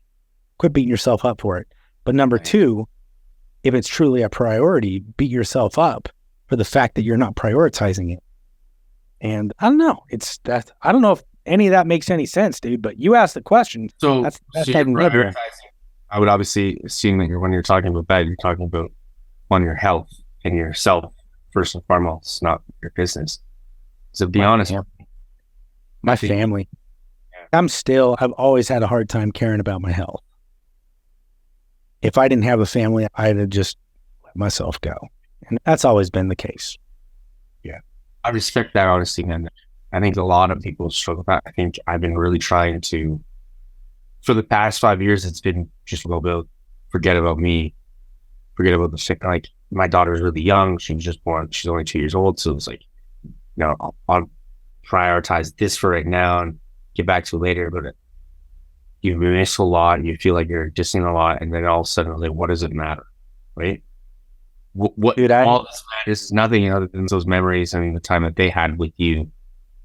And so I think those things really put grounding into taking a break. And for the past 6 months right now, that's really what I'm going to focus on, is being in the now and not always 6 months to a year out, which I am in business. I'm always trying to think 6 months, year out.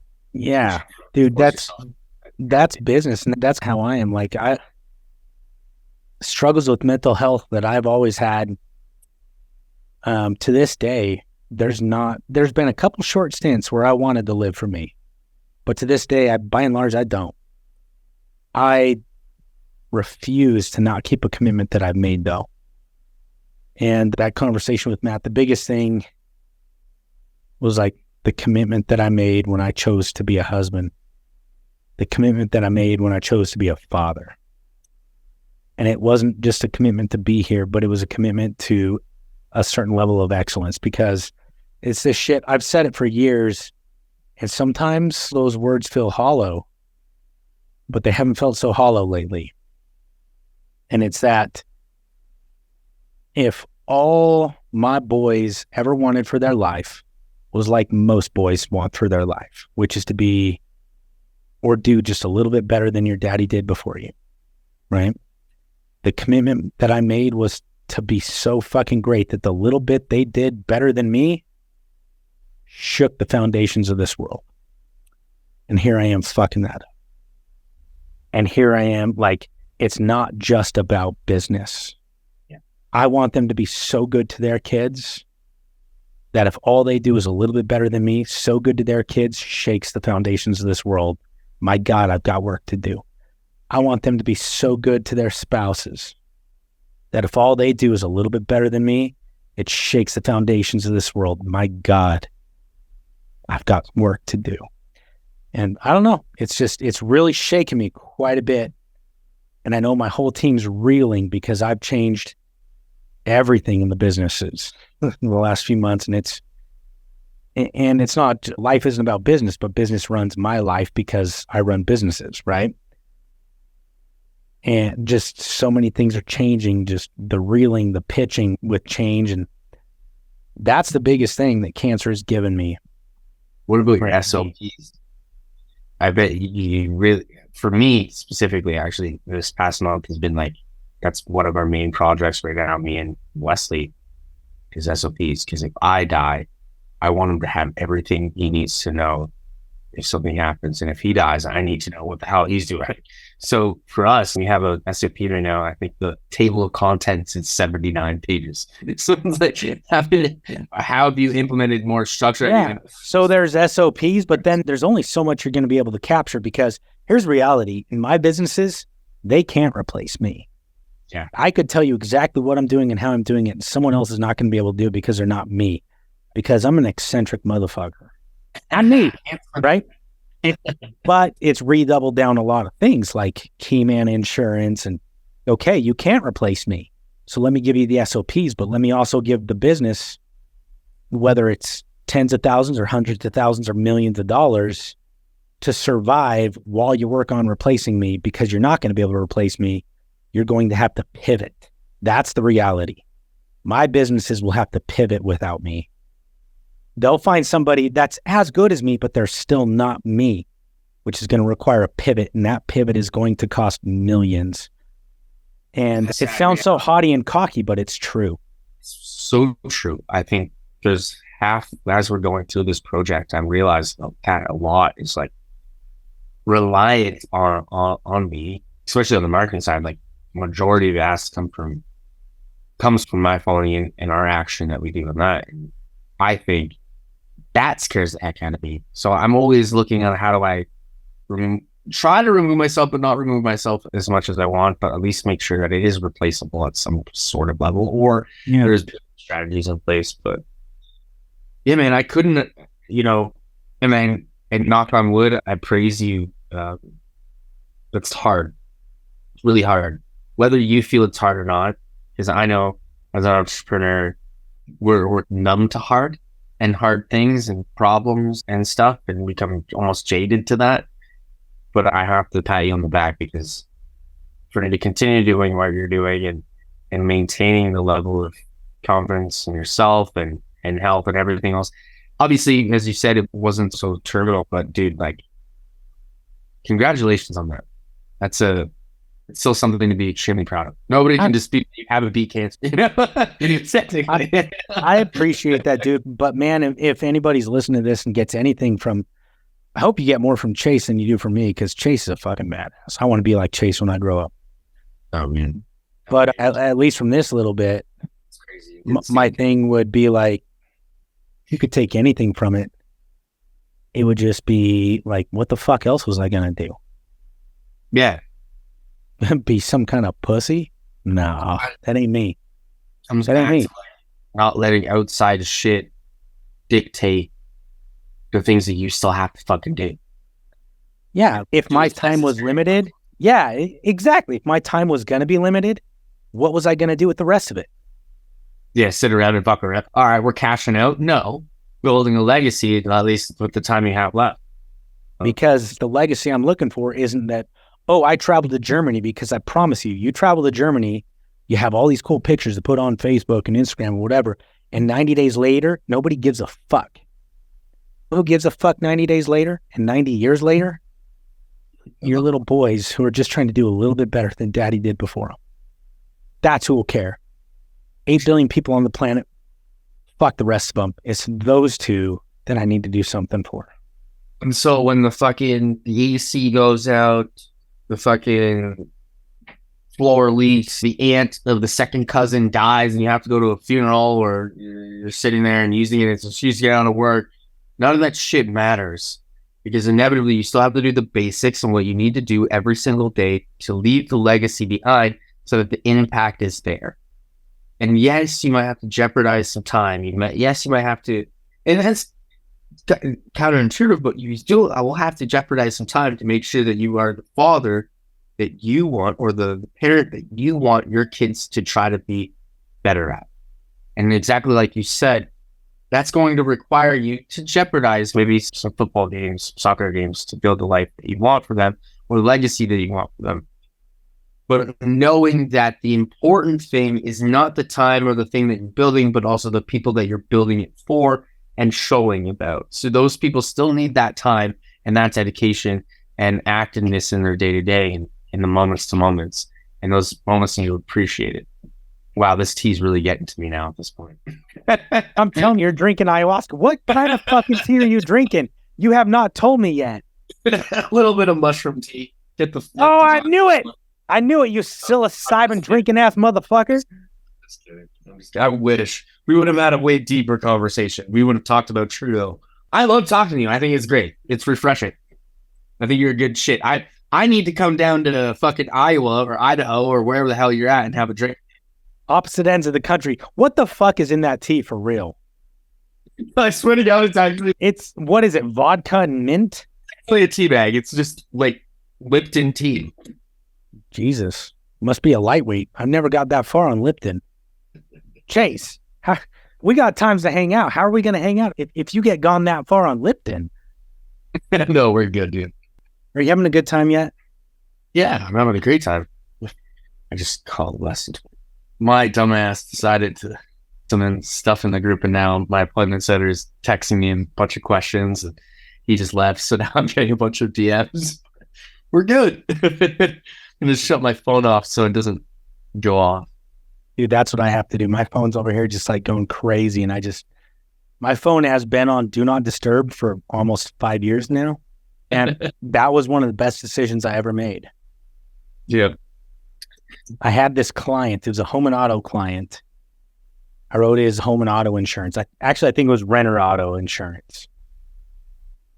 And Hispanic dude, good guy, newlywed, and whatever. Anyways, wrote their insurance. I'm going to get a beer. Is that okay? What's that? A beer on this? Yeah, you can have a beer. I'm going to go get a beer. Go get a beer, dude.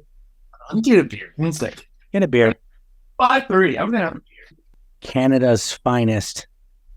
Apparently, Case doesn't have beers. You can have some more tea. I'm going to spike my sparkling water with a little bit of... I've been sipping whiskey this whole time. You've actually been sipping whiskey this whole time? 100%, dude. Like I said, mama didn't raise no pussy. The fuck? You should have said that. Could have gone drunk at noon. Dude, I got a fat-ass bottle of Jameson right here. Yo, what's behind that camera? Let me know. I'll tell you what's behind my camera if you tell me what's behind yours. A bottle of Jameson, 2 hookers, and a cat. Don't ask me what the cat's for. Mine, I actually have a movie theater. I'm in... It's especially funny. The fuck? I've got a Cinema 12. Oh, my wife made me put this picture frame up because I'm a fond believer. I know you have a beautiful background, beautiful setup. I love it. But I'm also a fond believer. I did it to prove a point. We grew my profile to 20,000 followers, and my entire background was a blank gray wall with a $50 webcam. I just bought a camera for this podcast because I was like, I've been wanting to buy one for whoever. I have a cheap ass, never bought one. But I'm a fond believer that stop overthinking it. Just fucking on. For example, my content, I don't know if you've watched some of my reels, but we've been really focusing on humor and like my call your leads. People now basically know me for the call your leads guy. And the only prop that I have is this sign and call your leads. And I just bring this. Sorry, this kind of just went fully to this topic, but for content, we're sitting around, we're thinking, what's something I could do 1,000 times over again and do it in simple fashion where we get volume of content. It has a meaning that works with my brand and what we're doing, but something I could do that's so fucking simple that my wife with her phone can just take pictures of me holding the sign in random places and it works. And just to go back, stop overthinking it, stop being the professional, all these random podcasts, like this is refreshing. We can actually just shoot the shit. Stop being this, let's do a couple reels of me talking about sales and all this stuff. I started doing that. It worked when reels just started. But now it's like being authentic, being something that's different. But what I found is simplicity and authenticity. I don't need a fancy background. I don't need a bunch of books behind me. It's what I'm saying, and just me being real and me being myself has really been able to propel me forward. Because a lot of the people in this industry, we don't need to mention names, but are super focused on being this corporate level face online. He yells at his wife like a dickhead. You know that they're still pieces of shit, but their face online is different. I've always been Chase. Any client that you ask, any person that you've ever talked to, I am Chase. I don't try to present myself in any type of way. I screw up my words all the time. I might mumble all the time. I'm not this picture perfect TV operations, but I've been able to build a great following that has helped me prosper. And it does not take a lot. It only just takes you being you, getting out there and communicating and solving problems that people are currently having, and helping them through that, just through your content, giving value, etc. But people don't get it. Like the background I have now, I spent probably $100 on this wall and $100 on that wall. But I grew all my shit the same way. It was like webcam and right. People are over. We did this for the podcast and that was it. But man, it's authenticity. And I'll be honest, I yell at my wife. She'll come back and yell at me. And I'm like, what are you doing? She's, I don't know. And I'm like, great. Should we participate in the sex together? And she's, yeah. And I'm like, hey, get the kids to bed. My wife is almost a foot and a half taller than me. She's 6 something. I'm short. I'm so Nephilim. I'm like 5'8", maybe 180 pounds. So I'm a tiny. She's 6 something. She's 6'5". WNBA. Really cute. Crouch when we take pictures. You know, we're getting married in February, and I'm releasing this to the people that might show up to my wedding, but. The plan is I haven't gotten an invite, by the way. Fuck you. I will after this. But how is she your wife if you haven't been married yet? That's weird. Yes, she's my fiance. We've been okay. Let's call it a spade. We're gonna be real here. Let's call spades. Had a wedding yet? So on paper we're married, but we haven't had a wedding yet. The whole function, her mom being here, it's been, things priorities. But when we are having the function, I have my best man is gonna pull out a stepping stool when we do our kisses because I probably have bigger personality than I'm 7 feet tall. Do you know what I mean? But yeah, I find it funny. People do find it funny. I put some height black in my bloodline. My daughter's probably gonna be taller than me by the time she's 12, which is funny. Now we're getting way off topic here, but. Wow, we don't have a topic, dude. That's the whole point. What do you feel like is responsible for your short genes? My mom and my dad are short. My grandma on my dad's side is 4'4". She's like she's short. She's short. I'm 5'8". She's here on me. Yeah, that's Lord of the Rings dwarfish. Yeah, but and in her way, I swear to God, she's 7 feet tall. Yeah, 100%, dude. One of my favorite mentors of all time is a short motherfucker. And I remember watching him up on stage. He was giving a speech. And he's all these other people, they were all so cool, and here I am. I'm busting my butt, and I'm doing all these amazing things business wise. And they started making short jokes. And you know what I told them? I might be short, but I'm a hell of a lot taller than you when I stand on my wallet. And I was like, oh, Ken.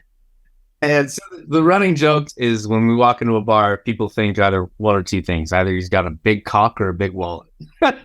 It's when I walk into a bar, my short ass with her tall, and she's gorgeous. I'll be honest, I'm an extremely lucky man. I don't know how this happened, but supermodel gorgeous. And so when I walk into a restaurant with her, we always get lumps.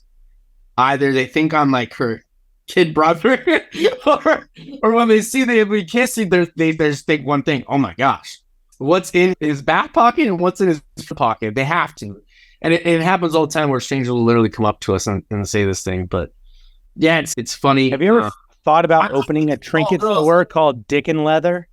Yeah. Either the front or the back, like front wallet or the back one. Daddy, it's one of the two. We were actually business partners before anything else. When I inevitably was doing DJing, I was always wanted to be an entrepreneur. My parents were entrepreneurs. When I was DJing full time, I took my college tuition because I just graduated. I didn't even graduate high school. I still need 20 hours community service to get my grade 12. But when picking up trash on the side of the highway, on the side of the Trans-Canada 1, we're all right. But when I left and just decided I'm not going to school, I took my college tuition that I was very lucky and fortunate enough that my parents had saved up for like $30,000 for it, which didn't get me very far, but it got me farther than a lot of people in this world. So anyways, I took the $30,000 and I invested in the food truck with who is now my wife, they had a business plan, her and the other partner, which was her boyfriend at the time. We got into business together. We went around this Rib Fest series, almost like a fair, if you will, that goes around all the different towns in Southern Ontario here. Did really well. It was a taco truck. We sold tacos and cute drinks for all the girlfriends that were... I'm going to say this. I've never trusted a Canadian taco. Oh, buddy. Bro, I will make you the best taco you've ever had. I will take your taco and shit all over. I was born and raised in Phoenix. Taco, dude, I would run a 5K. I would attempt to run a 5K. I would bathe in your tacos. Bet you 5 No. And I still wouldn't feel a burn. Come on. I'm going to be in your house cooking you tacos, and we're going to let the people know. If you're in my house cooking me tacos, there's something creepy and weird about that. I feel like there's laws set up against that. I wouldn't invite this guy. I have ADT security just for that. Come on, this guy, you just said earlier in the podcast, and everybody that's listening could go back and listen. He invited me to go have beers or whatever he invited me to. And I didn't say show up and just be there. And I'm picturing you in nothing but an apron at 3 a.m. I walk in the kitchen. I'm like, what the fuck? You're like, I'm making tacos. Both have assistants. My assistant would coordinate with your assistant. We would get Let's be honest here. I'm like, what the fuck? And you'd be like, yeah, I'm making you chicken ball tacos. You never had chicken ball tacos? But anyway, so we started a taco truck together. And Chase, real quick, before you continue the story, I promise I'll give you the floor. Can you roll an R? Can I roll an R? Can I roll an L? No, an R. Who the fuck rolls an L? Like on a taco? What do you roll an R? Like, I can't speak Spanish. That's not our second. Neither can I. I'm gibberish, but I can sound like Univision. French like, stuff. ¿Por qué? ¿Qué es su nombre? Está bien. Habla aquí porque con queso en tu pantalones. No, it's Spanish is one of those languages that I've always wanted to learn. But I took Spanish classes, and then I started dating a girl, and she sat next to me in Spanish class. I actually out of French class. You have Spanish class, we have French class. I finagled my way out of getting out of French class. I had an IEP, which was like a learning disability, so they gave me like a laptop, because when I write on paper, if I write, I'm already in my brain, I'm already at the bottom of the page. Like May Chappelle Chase. Yeah, so I ended up getting out of class. So truthfully, I can't speak either. Shit you not. Speak English, to be honest with you. That is not my forte. Shit you not. For I don't even know how long. There was an extended period of time that my wife thought I could speak French because I spent time in Canada, and which is French is the second language, right? Yeah. And dude, I don't know. I just make shit up. I'd be like, oh, come here. Voulez-vous parler? Et chantez-vous? Oh. And she'd be like, oh, baby, say less. And I'd be like, okay, I will say less. She was so upset when she found out I couldn't speak a word of French. Not a word. Ratatouille? I don't know. That's Italian. That's Italian. Nah, dude. For sure. Set in Paris. That's how uncultured I am. I'm not. Did I just derail you? I'm like, no, this is recorded. And there are certain things you just don't want to regret. You know what I mean? Not you've heard a lot today. I can't give it all away, but give it all away, dude. Give away all your best stuff and sell the implementation. That's actually, it's crazy you bring that up, because that's exactly what we did. And this is not, I'm going to plug me in for the ad, put the ad reel. This is a paid advertisement, but I've been doing live transfers for a very long time. I have some really good relationships with like big carriers, and they really feed us. We developed a single agent programs, and live transfers has been our thing. We get people on the phone, we qualify them, and then transfer them to the licensed individual. But by doing that, we've built such a database and a system in our dialer, everything, that it's such a predictable conversation generator, which truthfully is the biggest problem that agents have, is just getting somebody on the phone, regardless if they buy leads, etc., or they pay an extra leg amount for us to get them on the phone. But what could we do that's just like gives them access to everything and everything under the sun? And so why we gave them, basically now we just charge at a seat fee. You get it in, it's a set monthly fee, but you get endless leads. So you can dial in. Our dialer takes 30 to 60 seconds to get somebody on the phone, and endless conversations. You don't pay per lead, you don't pay for your usage, you have one fee, and you can just have it as many conversations as your heart desires. That has now turned into just like how much value. We wouldn't be able to do that if we didn't develop the transfers, but it was like we deliberated for a year and a half. Do we give them everything? Do we give them access to the sauce, or do we lose our value by doing that? And it took a year for me to just be like, okay, you know what? Let's just give them access. And by doing that, I've realized that I just need to give a lot more. So now, to go to your point, is I have had probably 6 or 7 conversations this month that now we're developing the same systems that we've developed, maybe on a smaller scale, for them, for just a consulting. It's like, why not just give them all of my knowledge and let them prosper? I was always in fear of somebody giving away so much, then they're just become a competitor, which has happened, right? People have taken my shit, copied it, and become lead vendor by night. But what stopped me was like, do I diminish my value of the main product which was our cornerstone, which is live transfers, by doing that? And ultimately, it was the complete opposite. Because I gave value to what we're doing because they understand it a little bit more, but also it was giving them access to what's possible. So now they understand what's truly possible, even with systems and proper processes in place to generate a conversation. So now their limiting belief of what's possible for them has skyrocketed, which I think in return creates more value for us inevitably. So go back into your point, is give it all away and truthfully it will come back. And I think that's Alex Hormozi's motto, but it's taken a long time for us to let these processes happen. And I think even my brand, I've always tried to give as much as I possibly can away, but keeping some stuff. Now I'm all for, here it is. Here's what we do. Here's how we do it. Here's exactly, if you want to do it yourself, go ahead. That's the thing. How could you say you're anything but scarcity mentality? You are not abundant mentality unless you're willing to give it all away, number one.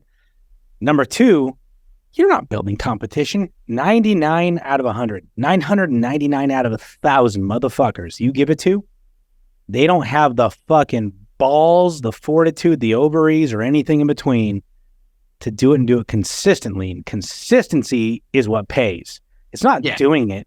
It's doing it again and again and again. And then finally, reciprocity only exists when you gave first. Wow. And if reciprocity was a mere reflection, like if your gain on reciprocity was a mere reflection of what you gave, if what you gave was a half-assed effort, then what you can expect in return is a half-assed result. It's been a big turning point. I actually have, for the next 6 months, I'm planned to go live every single day and just go over every bit of our SOP. So as I said earlier in the conversation, we have a SOP, the table of contents is like 80 pages. And so I'm literally going to now go over every department, process, recruit, like everything. And inevitably, if somebody wants to take the time, they can redevelop it themselves. But I think each one of those bits is going to give so much value back, where a lot of our guys in my industry specifically, they're so secretive. They're like, here, I'm going to... Dude, you're going to make so much more than you lose. You're going to make so much more than you lose. And here's the other thing with that, Chase. You're going to make more than you lose, but then on the flip side of that, even if they're taking what you've done, and like if you have that 1 out of 1,000 that actually does it, they're still not you. Why? Because you're the motherfucker that dreamed it. And there are 3 types of people in business: visionaries, integrators, and implementers. And they will forever be an integrator and an implementer, never a visionary. They're going to wait and hang on the next free thing you give out, and their business will depend on it. You're not building your competition. I would say this, though, to the implementers and the integrators. I was an implementer and an integrator at one point in my career. You probably were too, Carson. You can't lie. there's always going to be something that you're going to be taking from somebody else. I wouldn't be in the position that I'm in today if I didn't have key individuals that taught me the things that I know. Just plain and simple. So like Dave from Wendy's. But once you get to be integrated, you have to understand that the value in the customer, what they need, and the problems that you're trying to solve need to be the utmost sole purpose and the sole focus is how do I make the industry, how do I impact the industry that I'm in to a way where it changes for the better? And then secondly, how do I solve the problem that these people and the problems that they have, and how do I solve it in a way where they ethically scale and repeatedly be able to help it? And maybe that wasn't articulated in the best way, but it really comes just down to that, like being able to, one, you're going to get to a stage where you'll have imposter syndrome. You're going to be taking ideas from other people. And then you'll get to a point where you understand the problem so well that you can now be an innovator. And now you can look to prosper in that.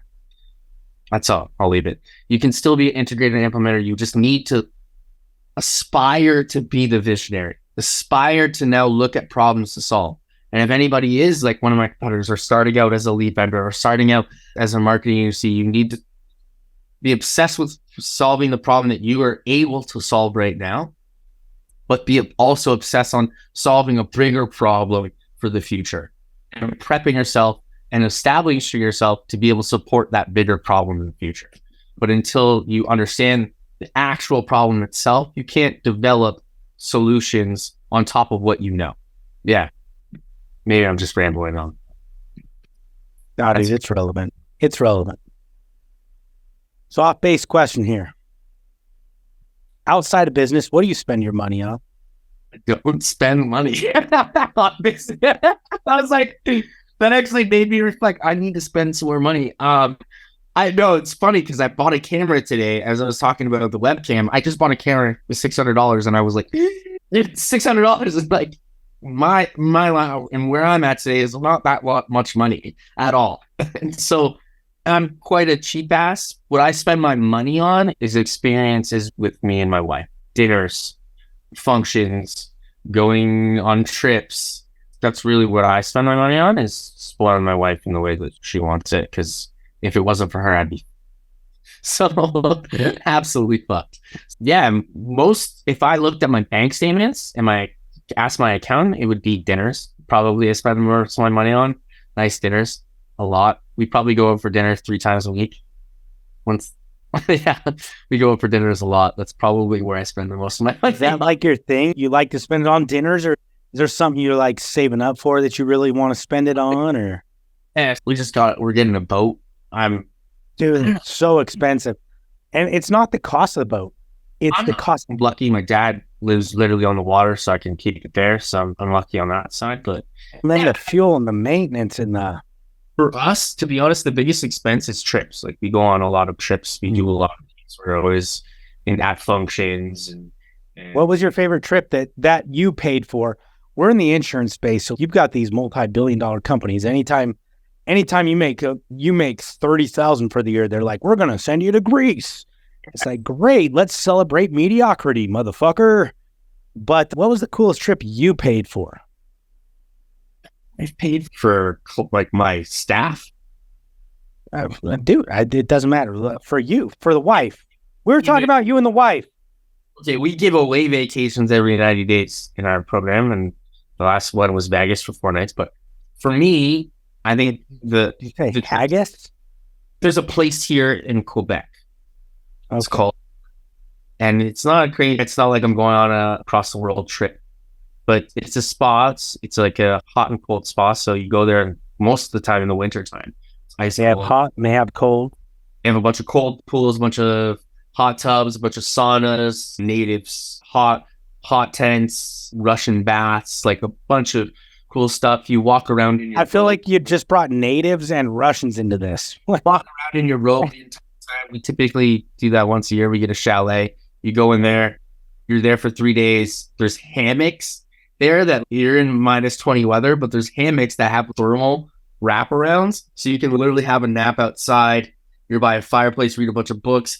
That is probably the best vacation. I do it twice a year with my wife because it's It's a magical place. Look it up. Nordique Spa, Chelsea, Quebec. If you look that up on Google, you'll be like, oh, okay. All right.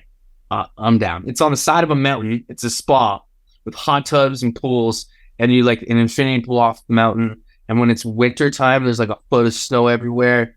It's ice cold, but the pools are all nice and cozy, warm. You can bring an alcoholic beverage. You go into the restaurant, everybody's sitting in the row eating their 5-course meal. Can you bring your tea though? Because obviously that is some good shit. That is some good shit. Whatever that tea is, it is some good shit. That ain't no Earl Grey. I should get one to bring the package down to prove my innocence. Dude, that's badass. What else are you spending money on? My team. I mean, we just booked we're doing like 2 weeks in Colombia. We're bringing some clients, bringing some top guys in the industry, maybe even bring you. We bought like a 8-bedroom house got an 8-bedroom house in Cartagena. We're going to do 3 weeks there. So the whole team's going to come down, spend 3 weeks there. It was about cheaper than doing it in Canada. Obviously, we're in the States. Just spent some money on that. I spend all of my money on the business. I've just bought my daughter. I just bought her like the sick arse Hot Wheels, Power Wheels car, but at least spend a lot of money, dude. I buy watches, but I don't really find out as spending money because I buy and sell them. So it's almost a side hustle. We do some real estate deals. That's more a business again. So I'm very simple, dude. Like I got my saxophone. Don't ask me to play because the daughter literally just broke it. But oh no, get out, suck a reed, and let's play this thing. Are we gonna have to do another episode? Because you can't say you play saxophone and then not come on and play the saxophone. It's not how this works. So, full disclosure, though, guys, as you can see, the reed is technically you've got a big old chip in that reed. So I played clarinet and bass clarinet for years. If I'm just full disclosure, it might crack. That's not. You're gonna crack and squeak with that, yeah. But just to fucking prove a fucking point here, Carson. Did you wet that thing down? Because if you rip it right now, you want to know what I know about you? I know you were wetting that thing down before we got on the podcast, and now I've got suspicions. It's dry as hell. 1 second. Let me just make out with my saxophone real quick, guys. I'm gonna have to, dude. I was given while you're wetting that reed up. I was down in Scottsdale, Arizona yesterday, speaking at the Farmers Insurance Mega Conference. It's the top farmers agencies. I think you got to have a 10 million plus agency only. So I'm down there speaking, and I mentioned, I don't know, I was looking, you know how it is when you're speaking on stage and you're looking for a good metaphor in the back of your head while you're talking. The one I came out with was something like, you got to practice it, like when you were a teenager and you're making out with your fucking pillow. And dude, I know hole in it, you know? Dude, I thought they were going to shit themselves. It was great. That's good. So here you are making out. Let's hear it. Yeah, the reed's all fucked, but yeah, it's all. It's not hitting those way we want it to. This is all right. We're gonna get a recording though. I want to hear some Kenny Rogers shit because Kenny Rogers did 2 things: saxophone and motherfucking chicken. And motherfucking chicken. Dude, chicken. You're not from the States. Have you ever had? Balls. I don't even think that shit exists anymore. Kenny Rogers. It was kind of like a KFC. They had chicken. They had warm apple pies. My God. That was so much better than KFC ever was. And now I have to come back on this podcast once I have a read, because now I feel like I just you called me out and I wasn't able to accomplish what I wanted to accomplish. You know what I mean? That's got to be the title of this podcast is all I needed was a read. Or all you read. Yeah. Suck a read. Yeah. If there's anything, so this whole conversation is how refreshing is it? If you are in the insurance industry, how refreshing is it just to hear us actually just talk? You know how many podcasts I've tried to listen to, and it's the same thing over and over again. Chris, and I've said this multiple times while we've been chatting, but kudos to you for creating a platform. I know in my heart this is going to go somewhere if you continue on with it, and you keep consistent as I know you are. This platform is truly awesome. I appreciate the conversation. It's been nothing but fantastic, man. But first and foremost, why did you start the podcast? I had a podcast in the past. I deleted it after hundreds of episodes. I deleted it. We had hundreds of thousands of subscribers. I deleted it because it was mostly just me being angry and ranting. That's not who I want to be. I've always liked the podcast platform, and I've talked about doing it again for years by myself, with other people, whatever. But as I've grown some of what we're doing with our mastermind for life insurance agents and financial advisors and all these other things, I've always thought one of the best things these people could use when our mastermind, we're very tactical. In fact, that's our number one complaint is it's too tactical. It's too much work. No shit. Success is dressing coveralls, you fucking bitch. Dumbass. Success does not wear a bow tie. Success wears a bow tie at the conference. 364 days a year wears coveralls. Right? Yeah, everybody. That's it. Right? And that's what I want to show people, dude, is it's a different side. It's not this dressed up, buttoned up, done up. All the corporate insurance companies, they don't like me. There's a couple that are starting to because you can't deny our results. And at the end of the day, you know what corporations like more than anything? It's a healthy balance sheet. And our balance sheet fucks their balance sheet right in its little wet butt. Yeah, we're not going to edit that. Leave it in there, Aiden. What agents don't get is that the person that they are 364 days a year, and then there's one day a year where for 6 hours they go to pretend to be something they're not at their corporate conference or whatever.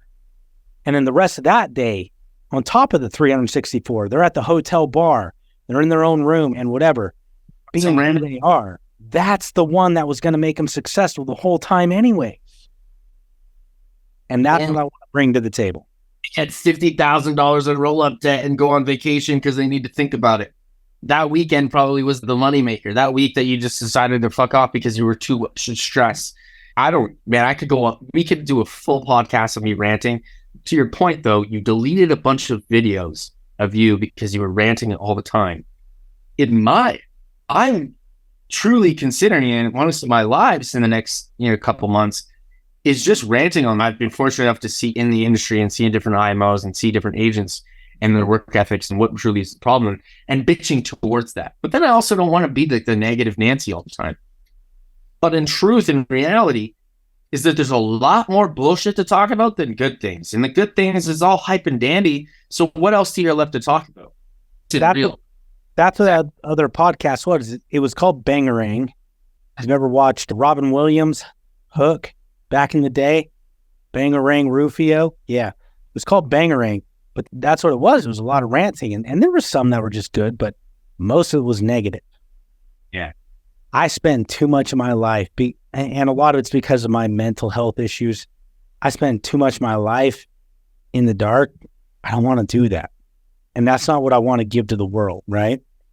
I want to give to the world something really good. And I don't have that to give all the time.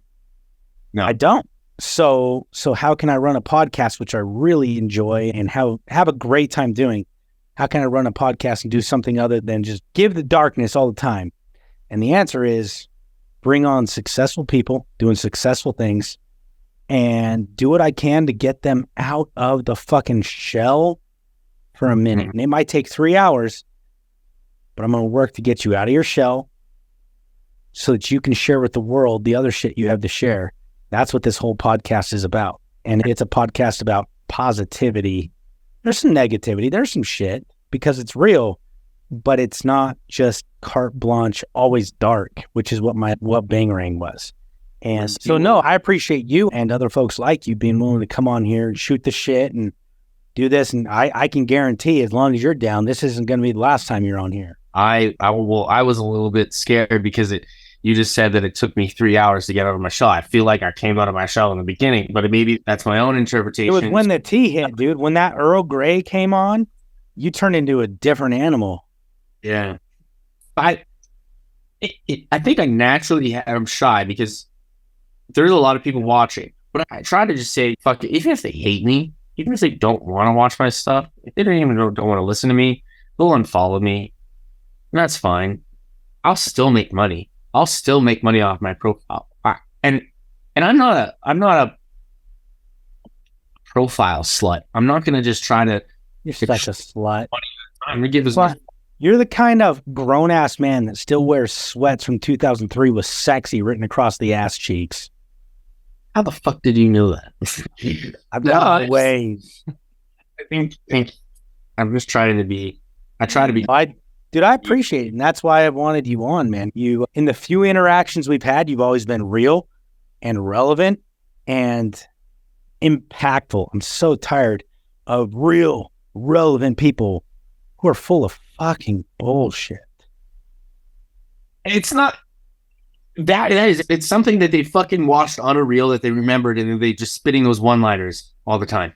And that doesn't mean anything. You can give somebody great advice, encouragement to go about their day, and there's a time and place for it. But inevitably, you are going to have to show yourself at one point or another. And you pretend all the time. And I'm not out here to try to pretend. I don't care if people like me or they don't like me or they think I'm a pussy or they think I'm whatever they think. I'm one, I wear my emotions on my sleeve. I'll be the first one to cry. I will be the first one to scream up and down. I'm going to be the first one to show you my poker face. Because I don't care. Because I've known that my authenticity wins 100 times over and over again in the long run than the quick grabs that I can get into enticing you or trying to get over you or beat. I don't need to be a bigger man than I am. I don't need to show any type of our dominance. I don't care about that stuff. I'm going to get what I need to get. And whether you walk all over me or don't, is going to show your true colors. I'm just myself all the time, man. And that's the key. And I think that's the key, especially in today's age. There's too many people that are out here doing fake shit or being somebody that they're not. And that's never going to win in the long run. You might get a couple clicks, you might get a couple views, and people might entice, you might get a couple people under contract, but I guarantee that they're not going to stay because that's not the truth. You might have 7-8 years of a good run, but eventually you're going to find yourself sliding into somebody's DMs who's been at this for 12 months being real, asking if you can have their stage. Yes, that's happened recently. And we don't got to name names. We know what we're talking about anyways. But no, dude, it's a lot of his guys, those guys, people see real. I've had a lot of crazy opportunities from one of my competitors, and they're individuals that have come out to us. I just want real. And that to me I think that's been my biggest asset as a leader, is I don't try to keep things hidden from my team. If shit's about to hit the fan, I'll let you know. I'm also not I'm going to sit there with my fucking shoulders held high. I'm going to deal with it. It's on my chest and on my shoulders, but I'm also not going to hide that shit from you guys. My team is a family. We're tight. We all work together to solve the problems that we all have to face. And I think that's one of the biggest mistakes, especially early on, that leaders make, is they try to keep all those problems hidden from their team and not give them a sense of reality too. And that equals all to their context, their marketing, everything. It just relays, and they try to keep this corporate face, this corporate poker face. And dude, I never wanted fucking corporate ladder. I don't even have my fucking grade 12 diploma. I didn't need that shit. You know how I got real? You know why corporations go broke? Shit's the same way. Even if he makes $100 million a year, I know a lot of people that make a lot of money. And every single person that I speak to, they still get the exact same chase. And they appreciate that. And that's what's got me into the rooms that I need to be in. So for you to sit here and try to be corporate, people see through that shit 9 times out of 10. The people that don't are the people that aren't going to move you into a direction that you need to go into anyways. Sorry. Dude, no, that's exactly it. I always tell people, you know why corporations go fucking bankrupt? Because of corporations. Yep. HR departments. When HR starts running compliance, when HR starts running onboarding, when HR starts running retirements and benefits, and when it becomes more important to manage people's feelings and expectations than manage the relay or relayance of the truth, that's when you have fucking issues. I had an employee who's been working for us for quite some time, came to me and basically tattletaled, ratted out another employee for things that truthfully weren't even that employee's fault after an investigation. Wasn't. But I didn't think for a second, I'll be honest with you. Yeah, I want feedback loops. Yeah, I want you to let me know. But the way that this person presented it was not in a way that's like, we're talking as a man. And if you have a problem or somebody did something, we always have accountability tables that we talk about all the time. So we always just dish it all out. So for that person in our culture to come around the fence and just come to me was completely out of line and doesn't align with our culture. He was fired on the spot. I didn't even care what that person did. It was just like, we don't have an HR department. If you feel some type of way, talk to the person about it. Deal with it. Let's hash this out. And if it can't be hashed out, then remove yourselves from each other, because there's plenty of departments if you don't have to communicate with one another, then don't communicate with one another. That's fine. But let's be men. Let's continue on forward. We all have a job here to do. Let's not have to get our feelings in the way of business and the money that we all have to make. And that's the core value that we have. It's don't be a tattletale. Don't let your feelings dictate how much income or how you're going to live or do your job. And that, to me, is where I draw the line and go to the HR things. We have some pretty strict policies. Don't rat. Don't be a fucking rat. If you have a problem, address it with me and the person itself. Say, hey, I have a problem with this person. Can we all get on a meeting and talk about it? Don't come to me and just start talking about like how he's treating you or how he's doing this. Let's talk about this. And that's where I've now realized in my business, I'm keeping it. I don't want to grow. I don't want to be bigger than what truthfully we are now. Because once if you get bigger than what we are now, it becomes this massive corporate mud that we were going to get into. And I found this is our sweet spot. This is the output we can get. This is the margin and the money that we can make. Let's continue to do the same thing and keep it the same size. That's why we limit the amount of customers we take on in a month. And we have slots and dedicated slots. But for us, it's just maintaining what we have now because the culture is so thick and good. And I wouldn't want to change it for the world. And I would, because if anybody has a problem in our business, we all freely talk about it. I get called out all the fucking time by my employees. We have open discussions. And if you're not willing to take criticism, if you're not willing to be called out or on things that you didn't accomplish or didn't get done, then this isn't the place for you. And if you get offended by people calling you out, then this clearly isn't the place for you. Go and find somewhere else. Yeah. For me, there'll never be an HR department in our company. There's a customer representative part of that they can handle things with care, but HR, like internal HR, no. Dude, I've done internal and external HR, and it has been some of the worst decisions that I've made. Worst decisions I've made. And not just to revenue, but to culture. I'm just saying that. If there's anyone at the corporate level listening, understand something. Your HR department is half the reason of your fucking failure. I'm not saying don't have HR, because you get to a point where you have to. But what's worked for the last 50 years isn't working. It's not working. It's bullshit. So, I don't know, man. Before we close up, Chase, if you had one gem to give, one thing, if we hung up on this, you choked on a cigarette butt and died. I got it. What would you want to give to the world? If there was one absolute thing that I could say to leave my legacy and to make sure that everybody prospers from my words, probably have to be, for God's sake, call your fucking leads back. And that's it. That's all she wrote. I love that, dude. I'm not going to put any context to it. So many damn twists I could put on that, but I'm not going to, because that's perfect. That's perfect, man. Dude, I appreciate you being here with me. For real. This has been so fun. I truly hope he's not saying that for the cameras. But we'll find out if he invites me back, folks. Hopefully I'll be invited back here soon. Maybe if it works two ways, motherfucker. Awesome, man. I appreciate you having me. Likewise, dude. Thanks so much for tuning into the A2C podcast today. I appreciate you joining me on this unfiltered journey into the minds of remarkable people. I hope you enjoyed the candid conversations, the authenticity, and the insights shared. Remember, this is an ad-free podcast, so your support in sharing this with others, well, it means the world to me. If you want to stay connected with me and the podcast and be the first to know about our upcoming guests and episodes, follow me, the podcast, whatever, on social media A2C Podcast on Facebook, and we'll get our Instagram and everything else set up. At cporter389 is my own personal stuff on all platforms. Your feedback, your ideas, they're invaluable to me. Drop me a message, drop the podcast a message, share your thoughts, let me know who you'd like to hear from next. Together, we're on this mission to explore all the facts of success and life, but be candid as hell about it. So I appreciate you. Come find me, come follow me, and let's do some awesome things together. Appreciate y'all.